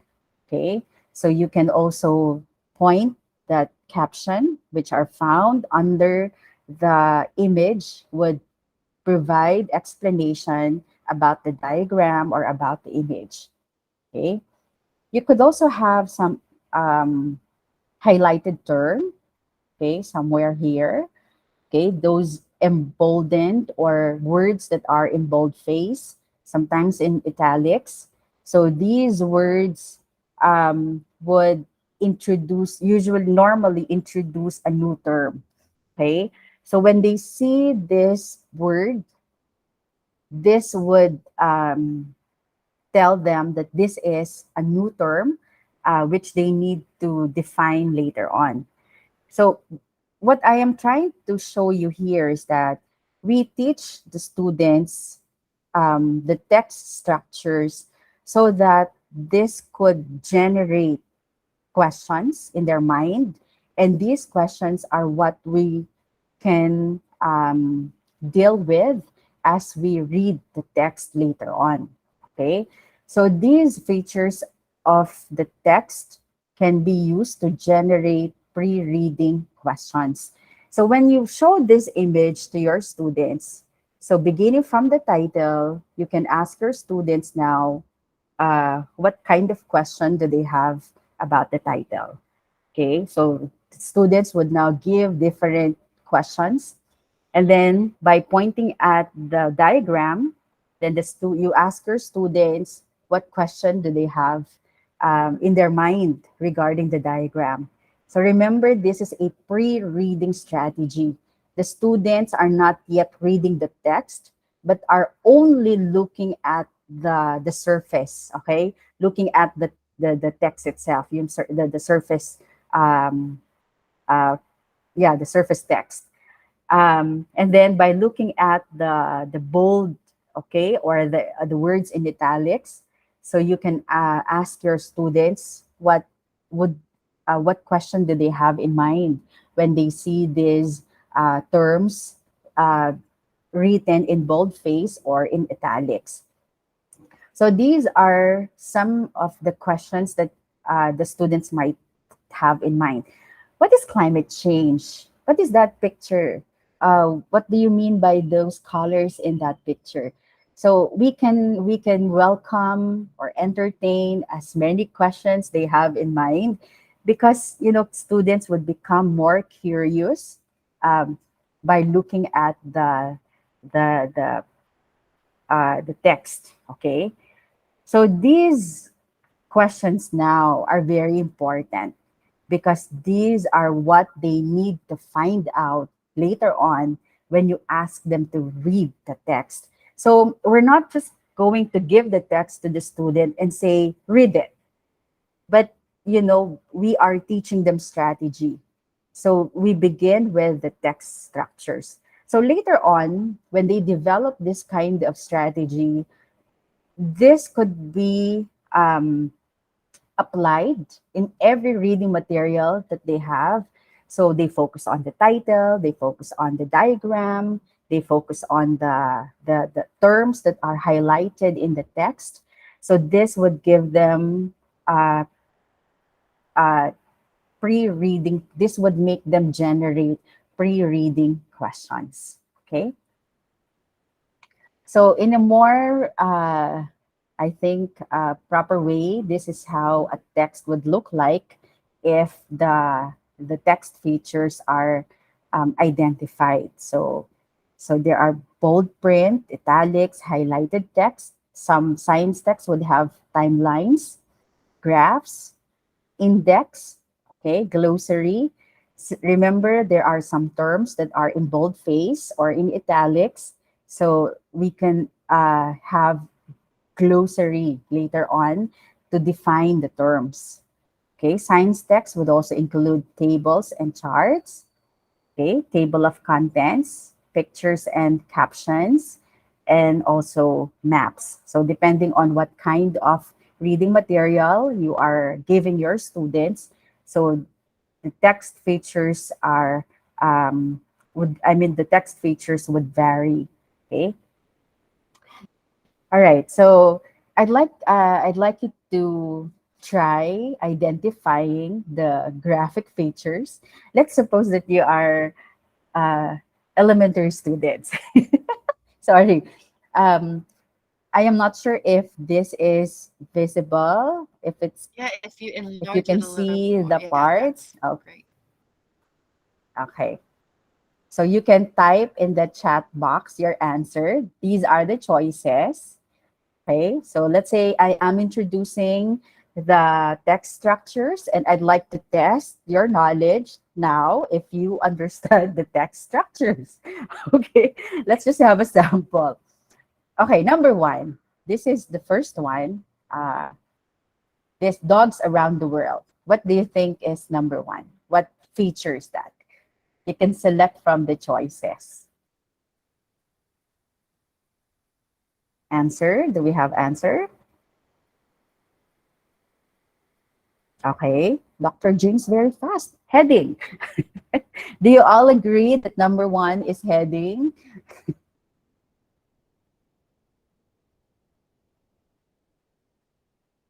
No one contested, so which means it's correct. Okay, the second word would be the breeds. Okay, breeds. So what do you think? What kind of feature is the word breeds? Okay, correct. Yay. Highlighted text. Hey, very good. So in this sample, we have two the words in the text are written. I mean, they use the text used two different feature for the words. Okay, you have breeds and another one later on common. Okay, number three. This would be number three. Okay, habitat, what they eat, where they are, where they live, index, glossary. Okay, Joy Chen. Wow, very fast table of contents. Okay, so correct. How about number four? Number four will be the word common here. Okay, boat. Correct. Wow. All right. So number five will be this one. Yeah, number five. It's a photograph. Correct. So photograph of a Labrador. Okay, thank you. Some would use image. Okay. So number six. This one is number six. Okay, nap. Okay, thank you. Number seven. So this is number seven. A Labrador retriever playing fetch. What is number seven?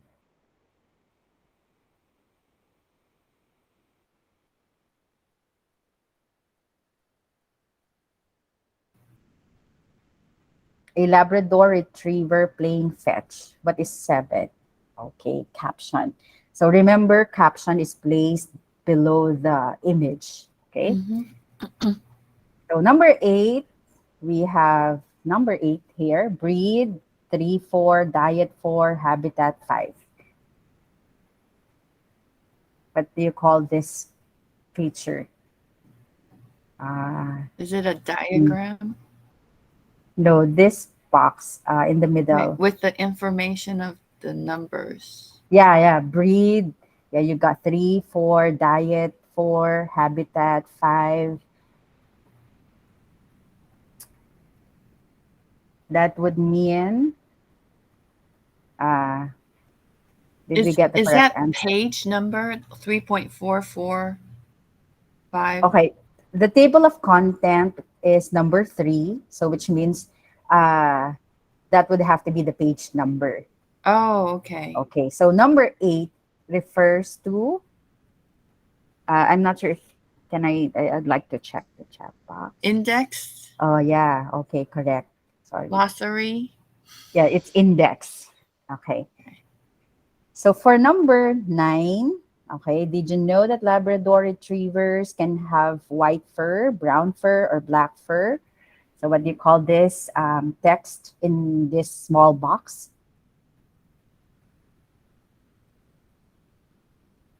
That is called in a small box. Yeah, this one. Is it Did you know that Labrador retrievers can have white fur, brown fur, or black fur? Which of the item was not yet chosen yet? is it like a sidebar? Yes. Okay, sidebar. So these are some of the you can include trivia questions or Mhm. any novel idea here. Mhm. Okay, and the number 10. This is number 10. Breed, kinds of dogs, common, found, often. Okay, Glossary. glossary. So initially, since we are introducing these text features to our students, we can test their knowledge if they already understand or if they can locate, okay, these text features, because we want them not only to identify the parts, but to develop the strategy of generating questions using these text features. Okay.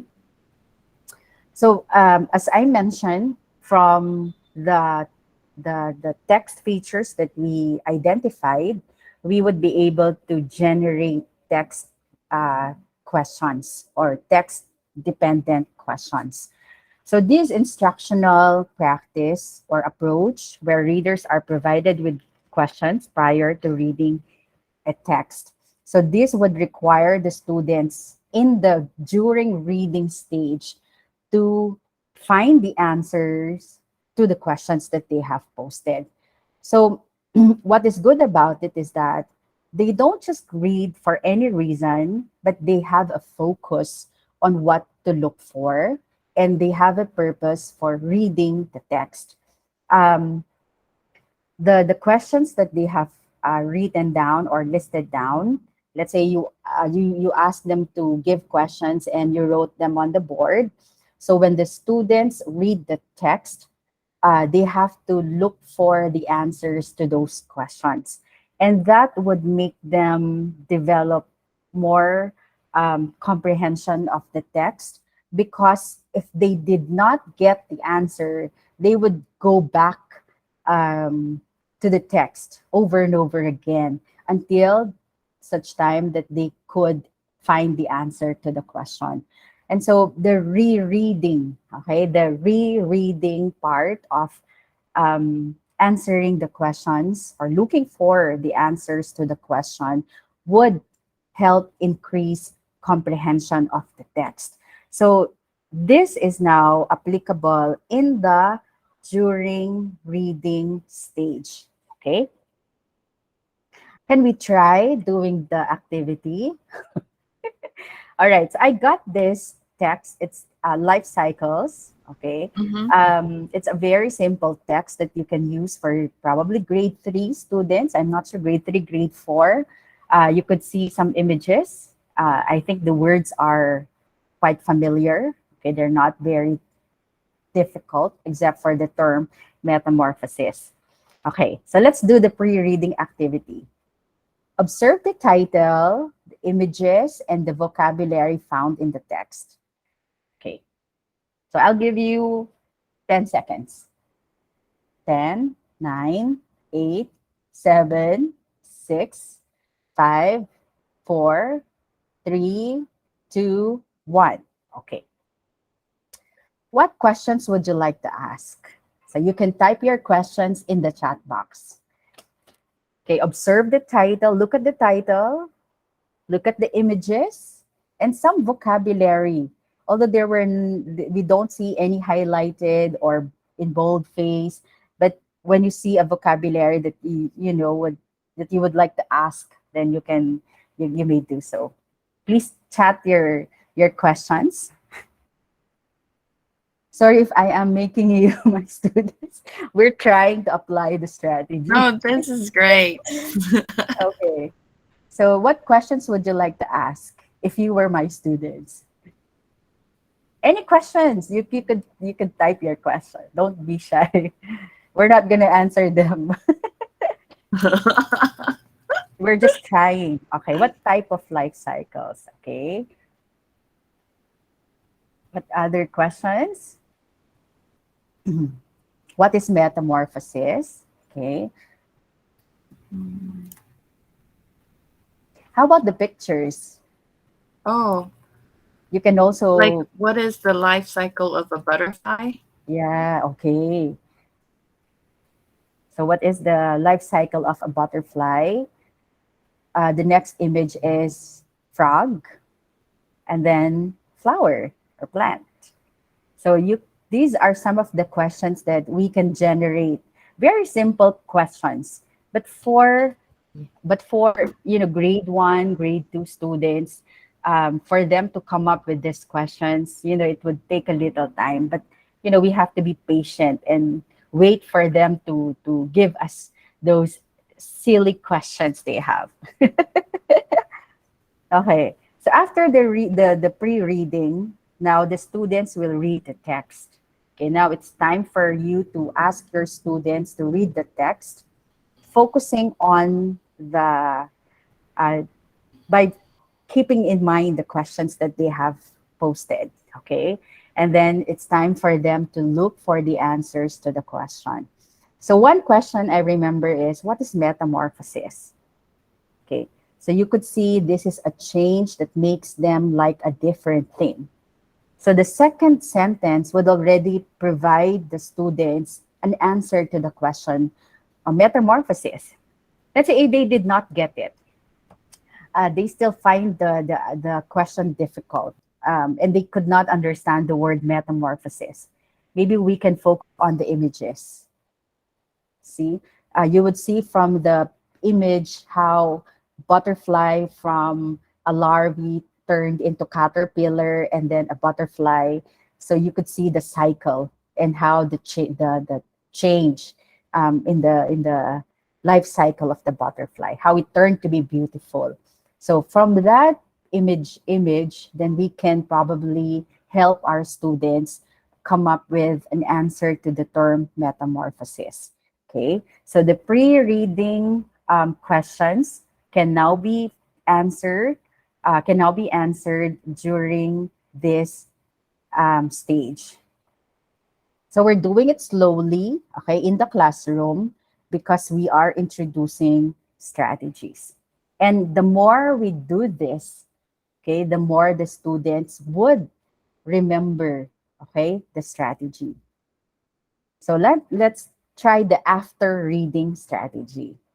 So now that the students were able to find the answers to the questions, this is the time when the answers are discussed.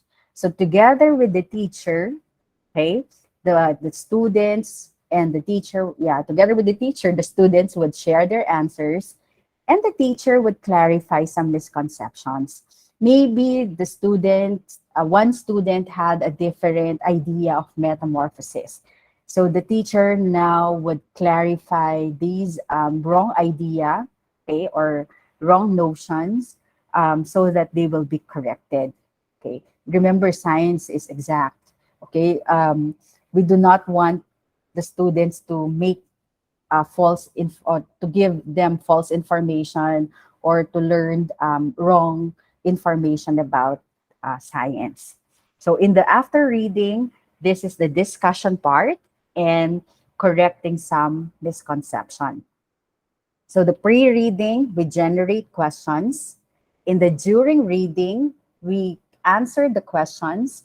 And in the after reading stage, we clarify and discuss the topic. So we involve the students in the process.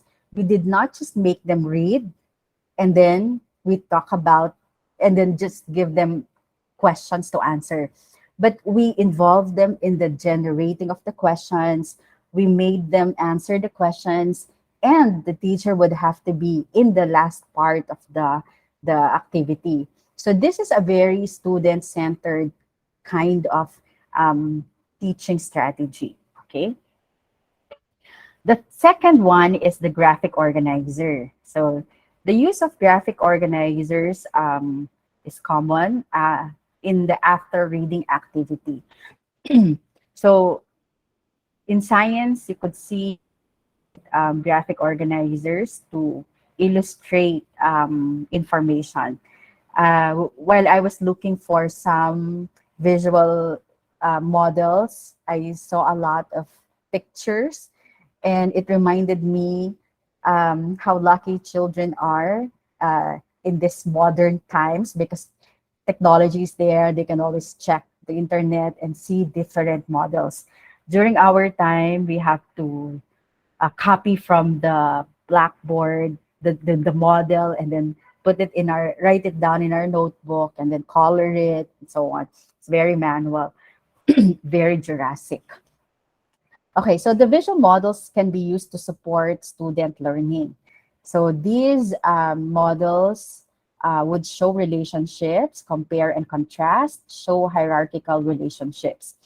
They are effective in helping students identify and recall main ideas from their reading and may increase comprehension. So this strategy, as I mentioned, is more applicable. But you can also use it in the pre-reading strategy. But I find this more applicable in the after reading, as an after reading activity, because we can, after the students have read the text, we can ask them to put into a visual model how they understand what they have read. So instead of writing a paragraph, for example, you can ask them to draw, okay, using a visual model, which would reflect their understanding of the text. Okay, so an example of a graphic organizer is a concept map. Okay, this would show relationship of ideas. So for probably grade 1, grade 2, after discussing living things, okay, different animals, you can ask them to select their favorite animal, okay, and then ask them to draw a concept map, just like the one in the image, like the word cow, the animal cow, and then what it produced and what it provides. Okay, so the cows produce milk. Okay, and this milk is used by cats or consumed by cats, by humans, by calves. And then cows provide leather. And so where do we use leather? And so you could actually expand the idea um, after just simply, yeah, a great way to review science concepts. That's why I said it's a good strategy after reading the text, because you could see from here how the students understand science, and not just the concept, but science in general. You know, we want them to be very observed. We want them to observe the nature, the environment. And so by making this graphic organizer or a concept map, we could see um, how much knowledge they have about the world, apart from the text that they have read. Climate change, I think, is more applicable for grade 4, grade 5, grade 6, okay, because I think this is a more complex topic to talk about, because there are more other variables included in the climate change. So this is applicable for higher grade level. But you know, for simple, for grade 1, grade 2, grade 3, if you want to introduce climate change, then you can go for a more simpler version of this concept map. You can also include drawings, just like in the second image. Okay. So after discussing photosynthesis, you can also ask them to uh, draw in the form of a map how photosynthesis happened. Okay. You could see from the sun giving sunlight, okay, to the plant, the water, and how everything else would help the plant grow.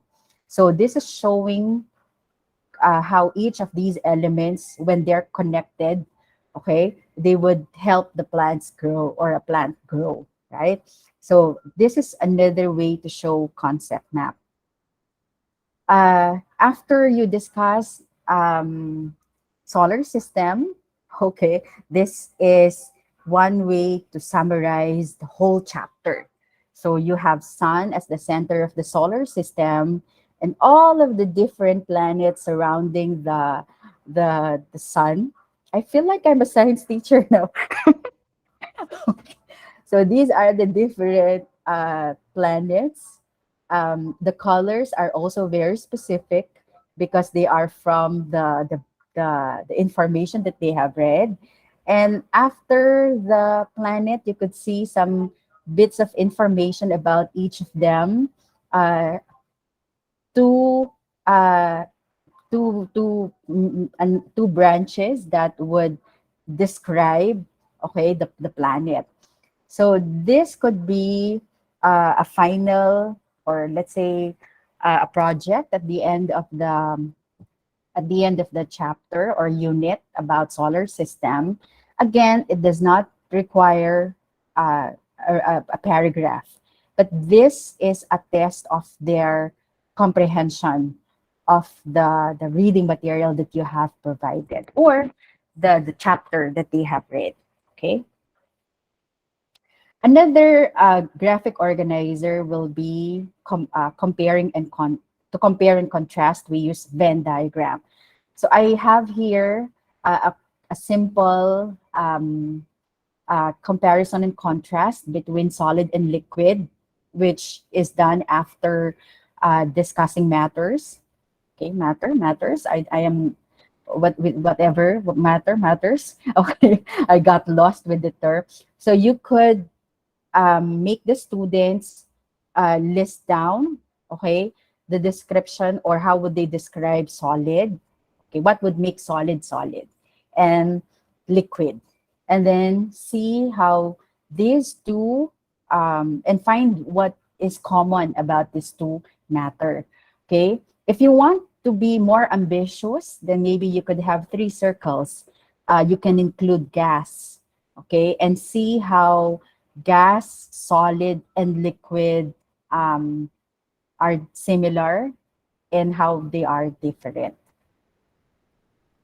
For younger kids, we can have a very simple activity like this one. So you can begin with their favorite fruit, like banana and lemon. And then we ask them to describe banana, just like smooth and sweet, and ask them to describe lemon, sour and bumpy. Okay. And then in the middle, okay, where the two circles intersect, um, we can ask them to see what is common between the two fruit. So you have, they're both yellow and they're both fruit.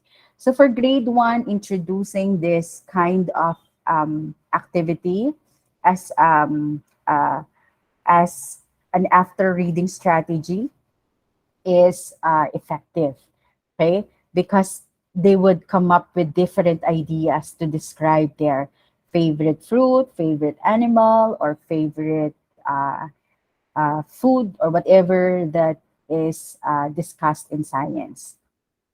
Okay, you can also provide them with a worksheet, maybe for grade level, that could already cut some pictures on their own, because for grade one, I don't think you will allow your students to cut. Okay, maybe the teacher could cut and then give the short pieces of paper, okay, to your students. But for grade four, grade five, grade three, grade four, I think they can do this activity on their own. So they will have to paste the images, okay, inside those circles, okay, to identify the similarities and differences of food and plant. Okay, another is the use of pyramid. Okay, for this one, I don't think it's still necessary to create pyramid on your own, because food pyramid is already presented in a pyramid form. Okay, all we need to do is show this pyramid to our students, instead of just telling them the different food under with fat, oil, and sweet. So by showing them this pyramid, they could see which food belong in the lower um, level. I am not sure how you could how you would describe this pyramid. Okay. Um, for your activity, you may give them again a template where they could cut the pieces of pictures below, and then they will paste again the what do you call that, those pictures in that pyramid. So again, this is an after reading, so this is a test of their comprehension of the text. You could also do it more in a more colorful way. uh, Instead of cutting the pictures, the students will write uh, uh, the for example, in the instruction, letter A, carrots. So where would they find carrots? Is it under fat and sugar, dairy, fruit and vegetables, cereals, protein? So they would have to write the number, okay, to which that food belong to. Okay. So this is another activity you could do after reading food pyramid topic. You could also have energy pyramid, which is on the ecological chain. Okay. I remember when my son was in grade 3, kinder, we talked about go, glow, grow food. So I had to draw um, a pyramid, okay, showing where the different food, where what kind of food are under glow and grow and then go. And so every time we eat, okay, I would always ask him, oh, you're eating rice. What is rice? Go, grow, glow. So uh, I was also a science teacher at home, but not in practice. Okay, so I introduced the pyramid and then have him remember. And then while we were eating, I asked him some of the some questions, real life questions. So I asked him to eat vegetable. And what is this vegetable? Go, grow, glow. So that's more of the application part of teaching science. Okay. But in the classroom, you could do this kind of activity. Okay, let's move on to science writing. So I think you could think of more strategies that you can use in reading science, but because we have limited time, so I cannot give as much. Okay, we also need to include some of the writing strategies that you can use in the classroom. So science writing is supposedly integrated into an inquiry based investigation. We want our students to write, to know how to write in science because we want them to develop an inquiry based kind of knowledge or skill. We want them to be inquisitive, okay? Just like how scientists would do. They have their notebook with them everywhere they go. Whatever they see, they write it down, okay? Because later on, these notes that they have would be very helpful in coming up with a scientific solution to a phenomenon. So we want our students to develop the same kind of mindset and habit. Okay. So why is writing so important to learn in science? Number one, it helps students analyze and clarify their thinking, synthesize their ideas, and communicate them with others. So we want our students to um, clarify through writing, okay, what they think. Sometimes we thought of something and because we did not write it down, then later we forgot. But if we wrote it down, okay, we have a notebook with us, then this question we have would be answered later on because we were able to list it down. And we sometimes we have brilliant ideas and they're put into waste because we forgot about them later. Okay, so having science notebook to write these ideas into is very helpful. It could also help our students synthesize. So when we say synthesize, they provide us with a summary of their idea, okay, to focus on the most important idea, okay, in the information that they receive and communicate with others. We want them to be able to share with other people what they have written, or yeah, the ideas that they have written. It would also create a record that can be returned to, responded to, and revised. So when students would write down their ideas, or let's say their experiment, they put it into their notebook. They write it down on their notebook. This is a record. This is going to be a permanent record, which they will give it to their teacher. The teacher would respond, would provide feedback, and the student would see the feedback and revise it. And so through this process of um, giving feedback and revising what they did is where learning comes. I mean, where learning would develop, because um, they would find ways to correct what they did from the through the feedback of the teacher. Okay, and so they would again read to correct their error. And so we are helping them develop knowledge of science. This can be shared with others. And of course, more importantly, it can support language development. So remember that every teacher is a language teacher. Okay, so regardless whether you're teaching science, you're teaching math, you can also help your students develop language through these activities, okay, by providing them writing activity, by making them read different text, okay. So you are also helping them, helping them develop their language. It's not the only responsibility of the English teacher to teach language, but it is the responsibility of all teachers teaching those students, or the students.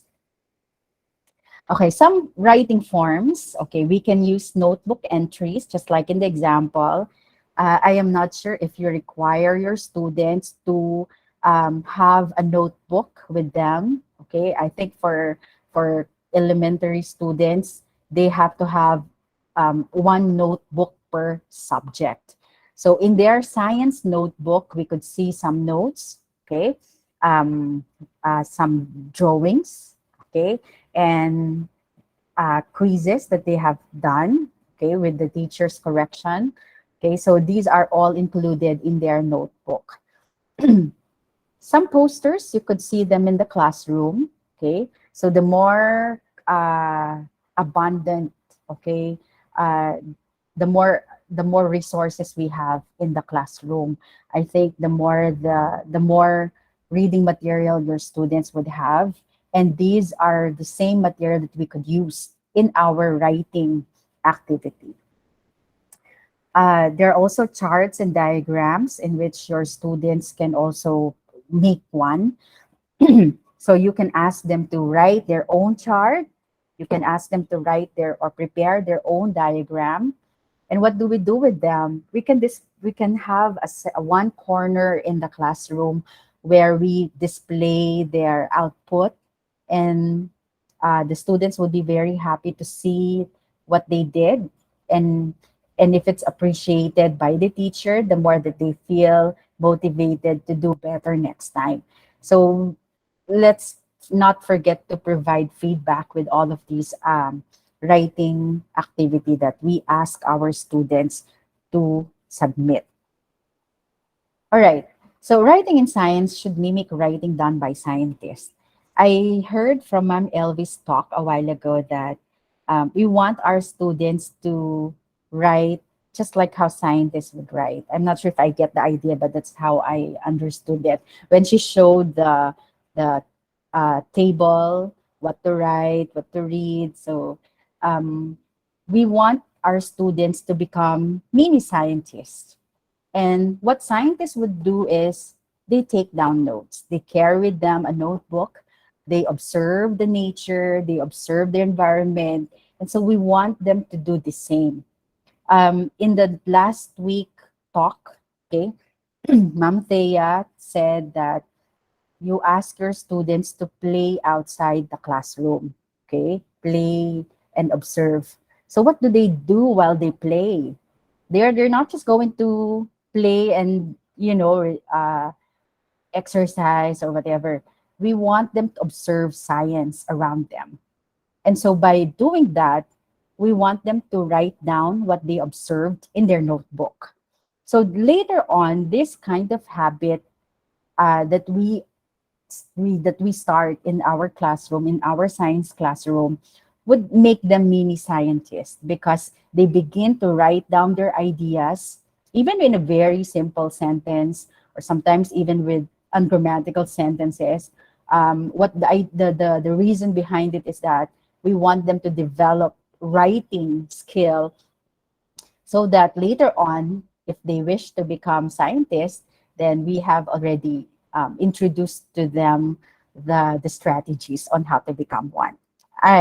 Maybe it's not going to be easy because we are not scientists, but at least the habit of writing or taking down notes or observing the environment, nature, are the characteristics of a scientist, and that's what we want the students to develop in this class. Okay, so the first writing strategy is, okay, the very common, assign science notebooks and journals. Uh, it's I think it's a no-brainer when we say you ask your students to have one notebook for science and journal. But what for? Why do we ask our students to have a separate notebook for science and journal? Journals can make students write their ideas, their thoughts, their questions while learning a new concept. So we encourage our students to write down any questions that they have, okay, while reading a concept or while they encounter a new phenomenon. For example, let's say it's very sunny and it started to rain, and then the students would ask, why is it raining? So you just encourage them to write down in their notebook that question. Maybe later on they would be able to find an answer to that question when you talk about condensation, evaporation. So these are some of the questions that they might forget later on. But since they have a notebook, they have a record, it would remind them that one day, okay, at one time during their science class, it suddenly rained. Students can record their observations and thinking in drawings or pictures. Okay, so they can include a drawing. Okay, let's not be very critical with their drawing. Okay, uh, maybe if it doesn't look like a bug, let's just appreciate that it's a bug. Okay, so I remember my son would ask me, Mommy, what is it? Because I drew a dog and he said it looked like a worm. I said, it's a dog. He said he cannot find the legs, but they were just hidden, so he thought it's a worm. So even in our classroom, even no matter how ugly the picture or the drawing, we just say, uh, great job. Because later on, this kind of drawing is a record of their observation. This is how they see it in their little mind. Okay. For elementary students, the notebook does not need to be very detailed. Okay. We could just ask them to write a one sentence explanation about the drawing, or if they cannot write anything, a drawing would do, because the drawing is actually a very good start uh, to write something. Maybe they cannot express their thoughts into writing, but through the drawing, we could ask them to explain later on what is the drawing about. And so the beginning of writing is actually drawing something. Isn't that when we cannot say it, we just use action? So the same thing for young learners, drawing would do. Okay. So this is a sample cover. We can ask our students to design their science notebook so that they find it more personalized.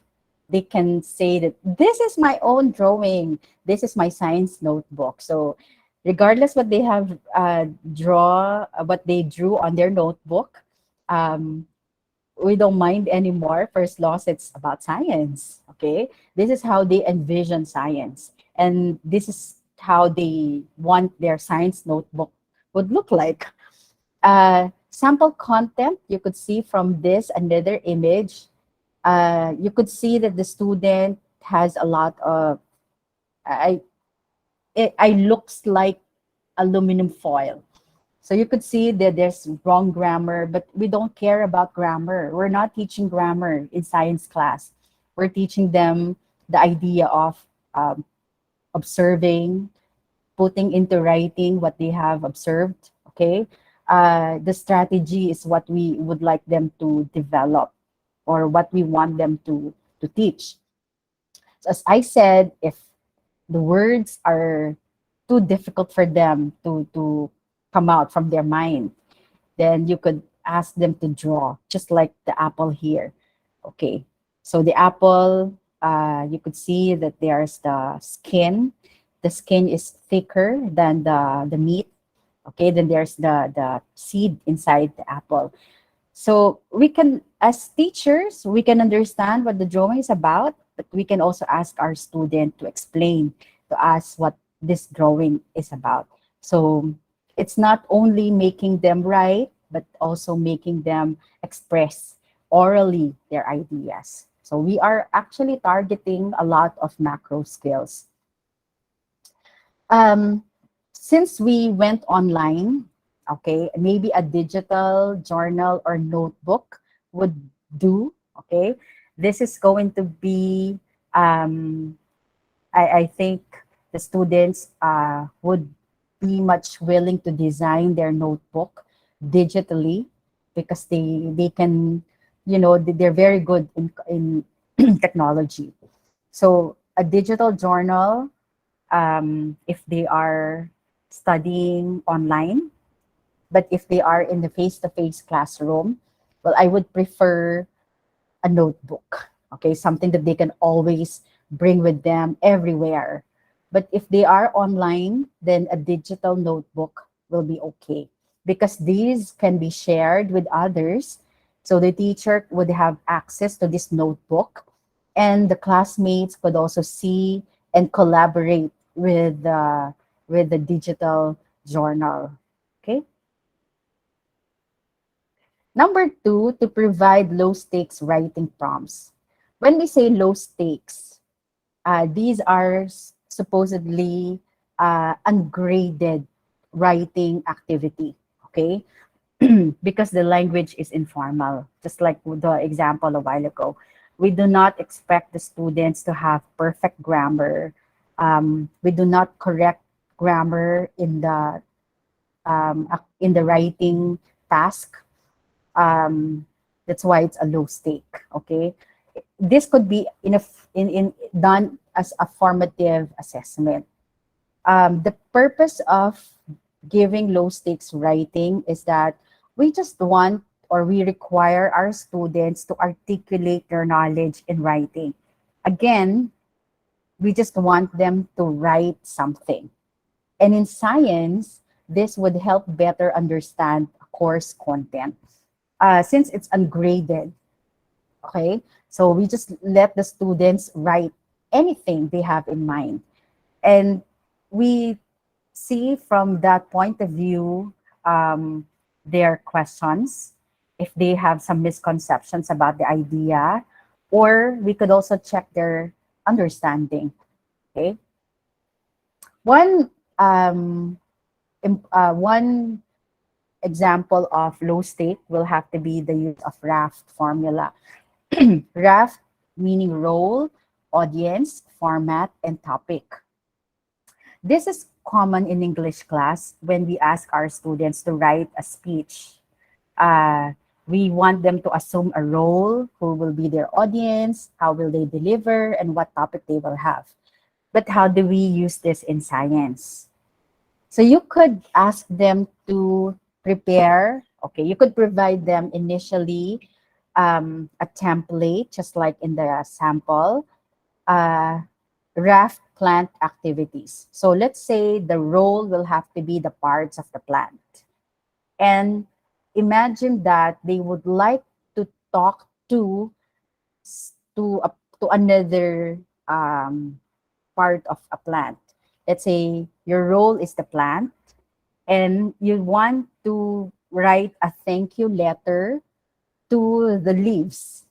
Okay, what is this letter about? It's for all of the things you do for me. Okay, so this is telling the students to write down something which is again a check for understanding, because this would focus on the functions of the plant, the parts of the parts of the plant. So if they could write this, a letter, okay, thanking the leaves as to what it do to the plant, then we are seeing the students understand the function of leaves, okay, in the plant. Okay, so this is one writing activity which you could ask your students to prepare a letter, a speech, a diary, a set of directions, script, or a letter of recommendation. I don't know if one student can do all of this, but maybe you give them each, you have to assign one role for each student so that they only have to write one output. Okay. This is an example of a science raft. Hello, human body. I am one of your very own red blood cells. I want to tell you a few things about myself and then talk about how I travel through the highways in your body. I am a cell in your blood. I carry oxygen. I am quite small. If you were to line me up in the row of 150 red blood cells, we would be only 1 millimeter long. Okay. So the role will have to be the red blood cell. You are the red blood cell. I am one of your very own red blood cell. So that is the role of the student in this in this raft. The audience will have to be the human body because it's addressed to human body. Hello, human body. And it's a letter to the human body. The topic is to talk about myself, which is the red blood cell, and my function in your body. So you could ask student first to identify raft, role, audience, format, and topic, and then write down something. I think the very easy one is to write a letter. We can start with a simple activity like letter writing. So you can ask them to write a letter to that audience so that we could encourage them to do the writing activity. They don't feel that they're actually doing a writing task because it's science, right? They just feel that they need to say something to the human body, but they need to write it into in the paper, on the paper. All right, so another prompt is to provide the students with checklists or guides as to what they need to write. If the students are confused, okay, many times they're confused. You could provide them some prompts, just like ask a question. So you could tell them what to write here, form a prediction, test your prediction, make observations. These are some of the guides that the students would do, okay, so that they know exactly what to include in the scientific inquiry. Or for grade 1, what do I know about worms? Okay, so you can decide how many quadrants or how many squares you would have in your template. Okay, it doesn't have to be worms, it could be an animal. Okay, depends on what topic you have talked about. If you talk about living things, you decide whether it's plant or animal. Yeah, so you could make them uh, say something about the topic. Okay, this is again low stake. Look at the spelling of the brain. They have a little Brian, but the Brian there is actually brain. If we will correct the word Brian and give minus point to our student, I don't think he would be able to get something. Uh, I think the student would feel very disappointed because he would feel that he did not do anything right. Again, we do not check grammar. We just encourage them. Maybe later on you could tell the student that the correct spelling of brain is Brain, but we do not we do not deduct the word, the spelling of brain in their score. That's very cruel. You could also tell them to narrate a story, just like the example. Tell the story of a ladybug and how it grows from an egg to an adult and then lays eggs. Use words and pictures. So this is a kind of a prompt in which we could ask our students to um, tell a story in it's instead of describing in a scientific way how a ladybug would grow from an egg to an adult. Okay, so this is like making them uh, tell a very simple story. It's not very scientific, but it's actually but the science be I mean whatever they would put into this activity is science, but how you would ask them to do it is actually not scientific because you ask them to tell a story. We want to make the prompt as simple and not intimidating as possible. Because when they are when the task is very intimidating, the students would find it frustrating when they cannot uh, complete the task. So we want it to be within their level. Okay. In this example, you could also see that the teacher provided the feedback at the latter part of the entry. The one in red is the teacher's feedback. So maybe this kind of activity is graded because this is a summary, like a narrative, a summary of the lesson. Okay? And more applicable for the higher grades, not for grade 1, not for grade 2, and grade 3. This is a shadow questions. We just call it shadow questions because all the questions that the students posted are about shadow. Okay, so remember in the reading strategy, you ask them to list down questions. In this case, you give them post-it, okay? And then write their questions in the post-it. And then you have one space in your blackboard where those questions will be posted. And then later on, as you read, they will be discussed in the class. So shadow questions is paired with the reading activity that we did a while ago. Number 3 is a science picture of the day. It's 11:54. Science picture of the day is we provide the students with real life pictures. Okay, so we can look for pictures, take a picture as you're going to school, and then show it to your students. The idea is that you want them to see science around them. Okay, for example, this is the template. Uh, you could ask them to write their observation of the picture. They observe the picture, what is happening in the picture, and write down their answer. You could ask them as well to write a question about the picture.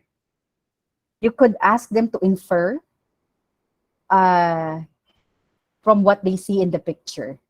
Okay. And then what is science in that picture? So these are four questions or four uh, parts of this activity that the students must fill in so that they would come up with a picture of the day activity. Okay, where we teach them how to observe, to make inferences, to ask questions, and observe science. Okay, supposedly we will do this one. This is a picture of a flower with two bees. Okay, and then I will ask you to tell me what do you observe. Okay, and then what question do you have in mind? Yes. And then what can we infer from the picture, and what is science? What kind of science do we see in this picture? So you could think, or you could give them as many or different pictures that you could just see everywhere that would involve science. Okay. The fourth and the last strategy is summaries. Summaries are common in English. We ask the students to prepare a summary of the story, but we could also do it in science. So this can be done at the end of the chapter, lesson, or activity. Okay. So one summary activity is called shrinking summary. Okay. So you could ask your students, or you could bring different colors of paper, okay, in different sizes. So let's say blue will have to be the biggest in size, followed by green, and then pink, and another green. Okay. So how do we do it? uh, you give the students the blue sheet of paper and write the summary of the text. Let's say you're done with reading one lesson in science. You ask them to write the summary in the blue paper.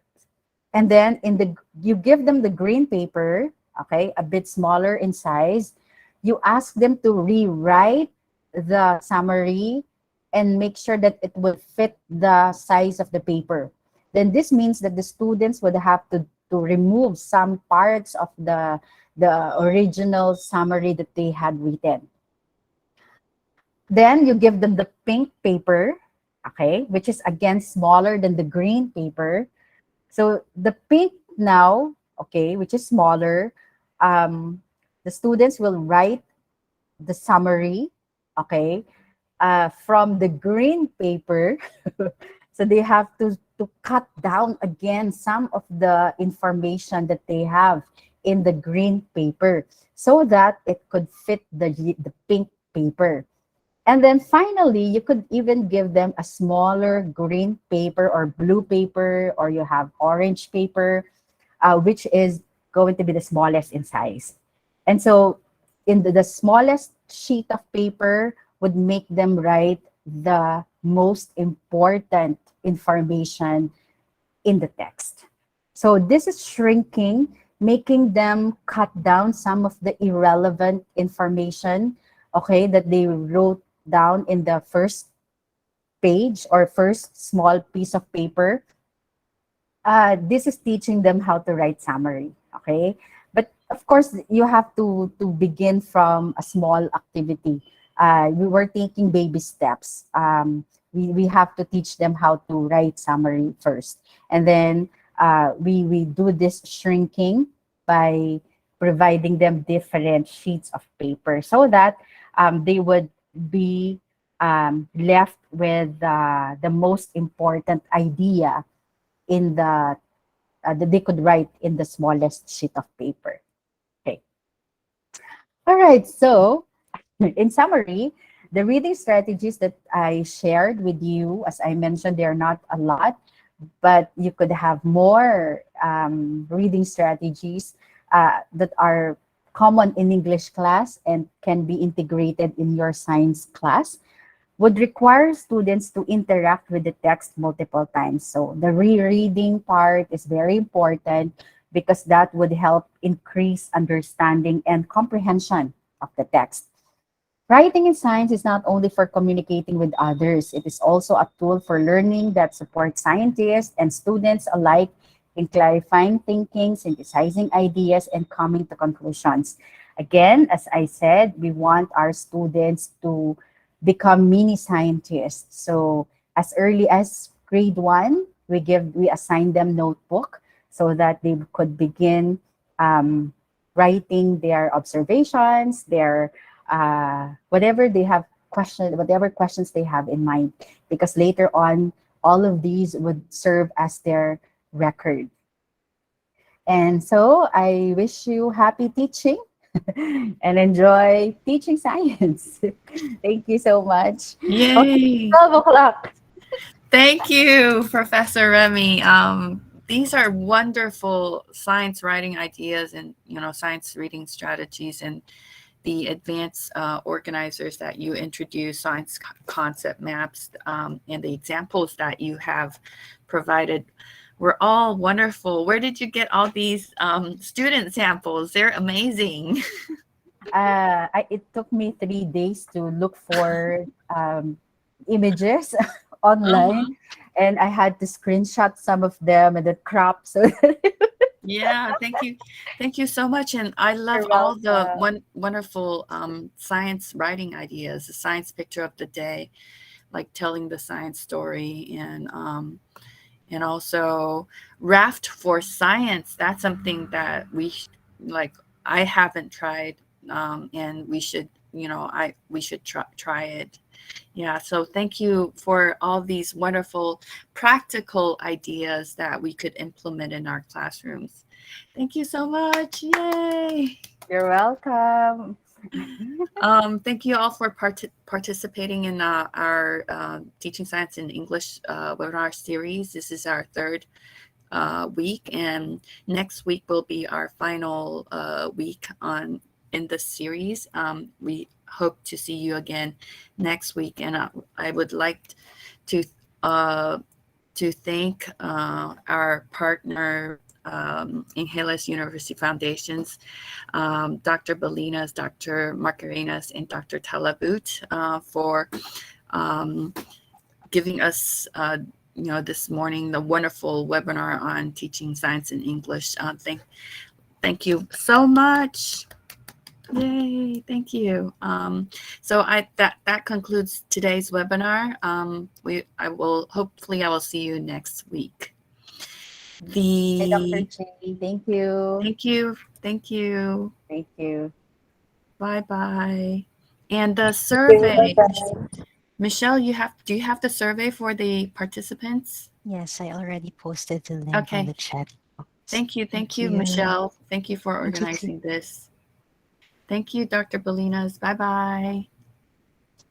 Bye. Thank you. Thank you. Thank you. Thank you.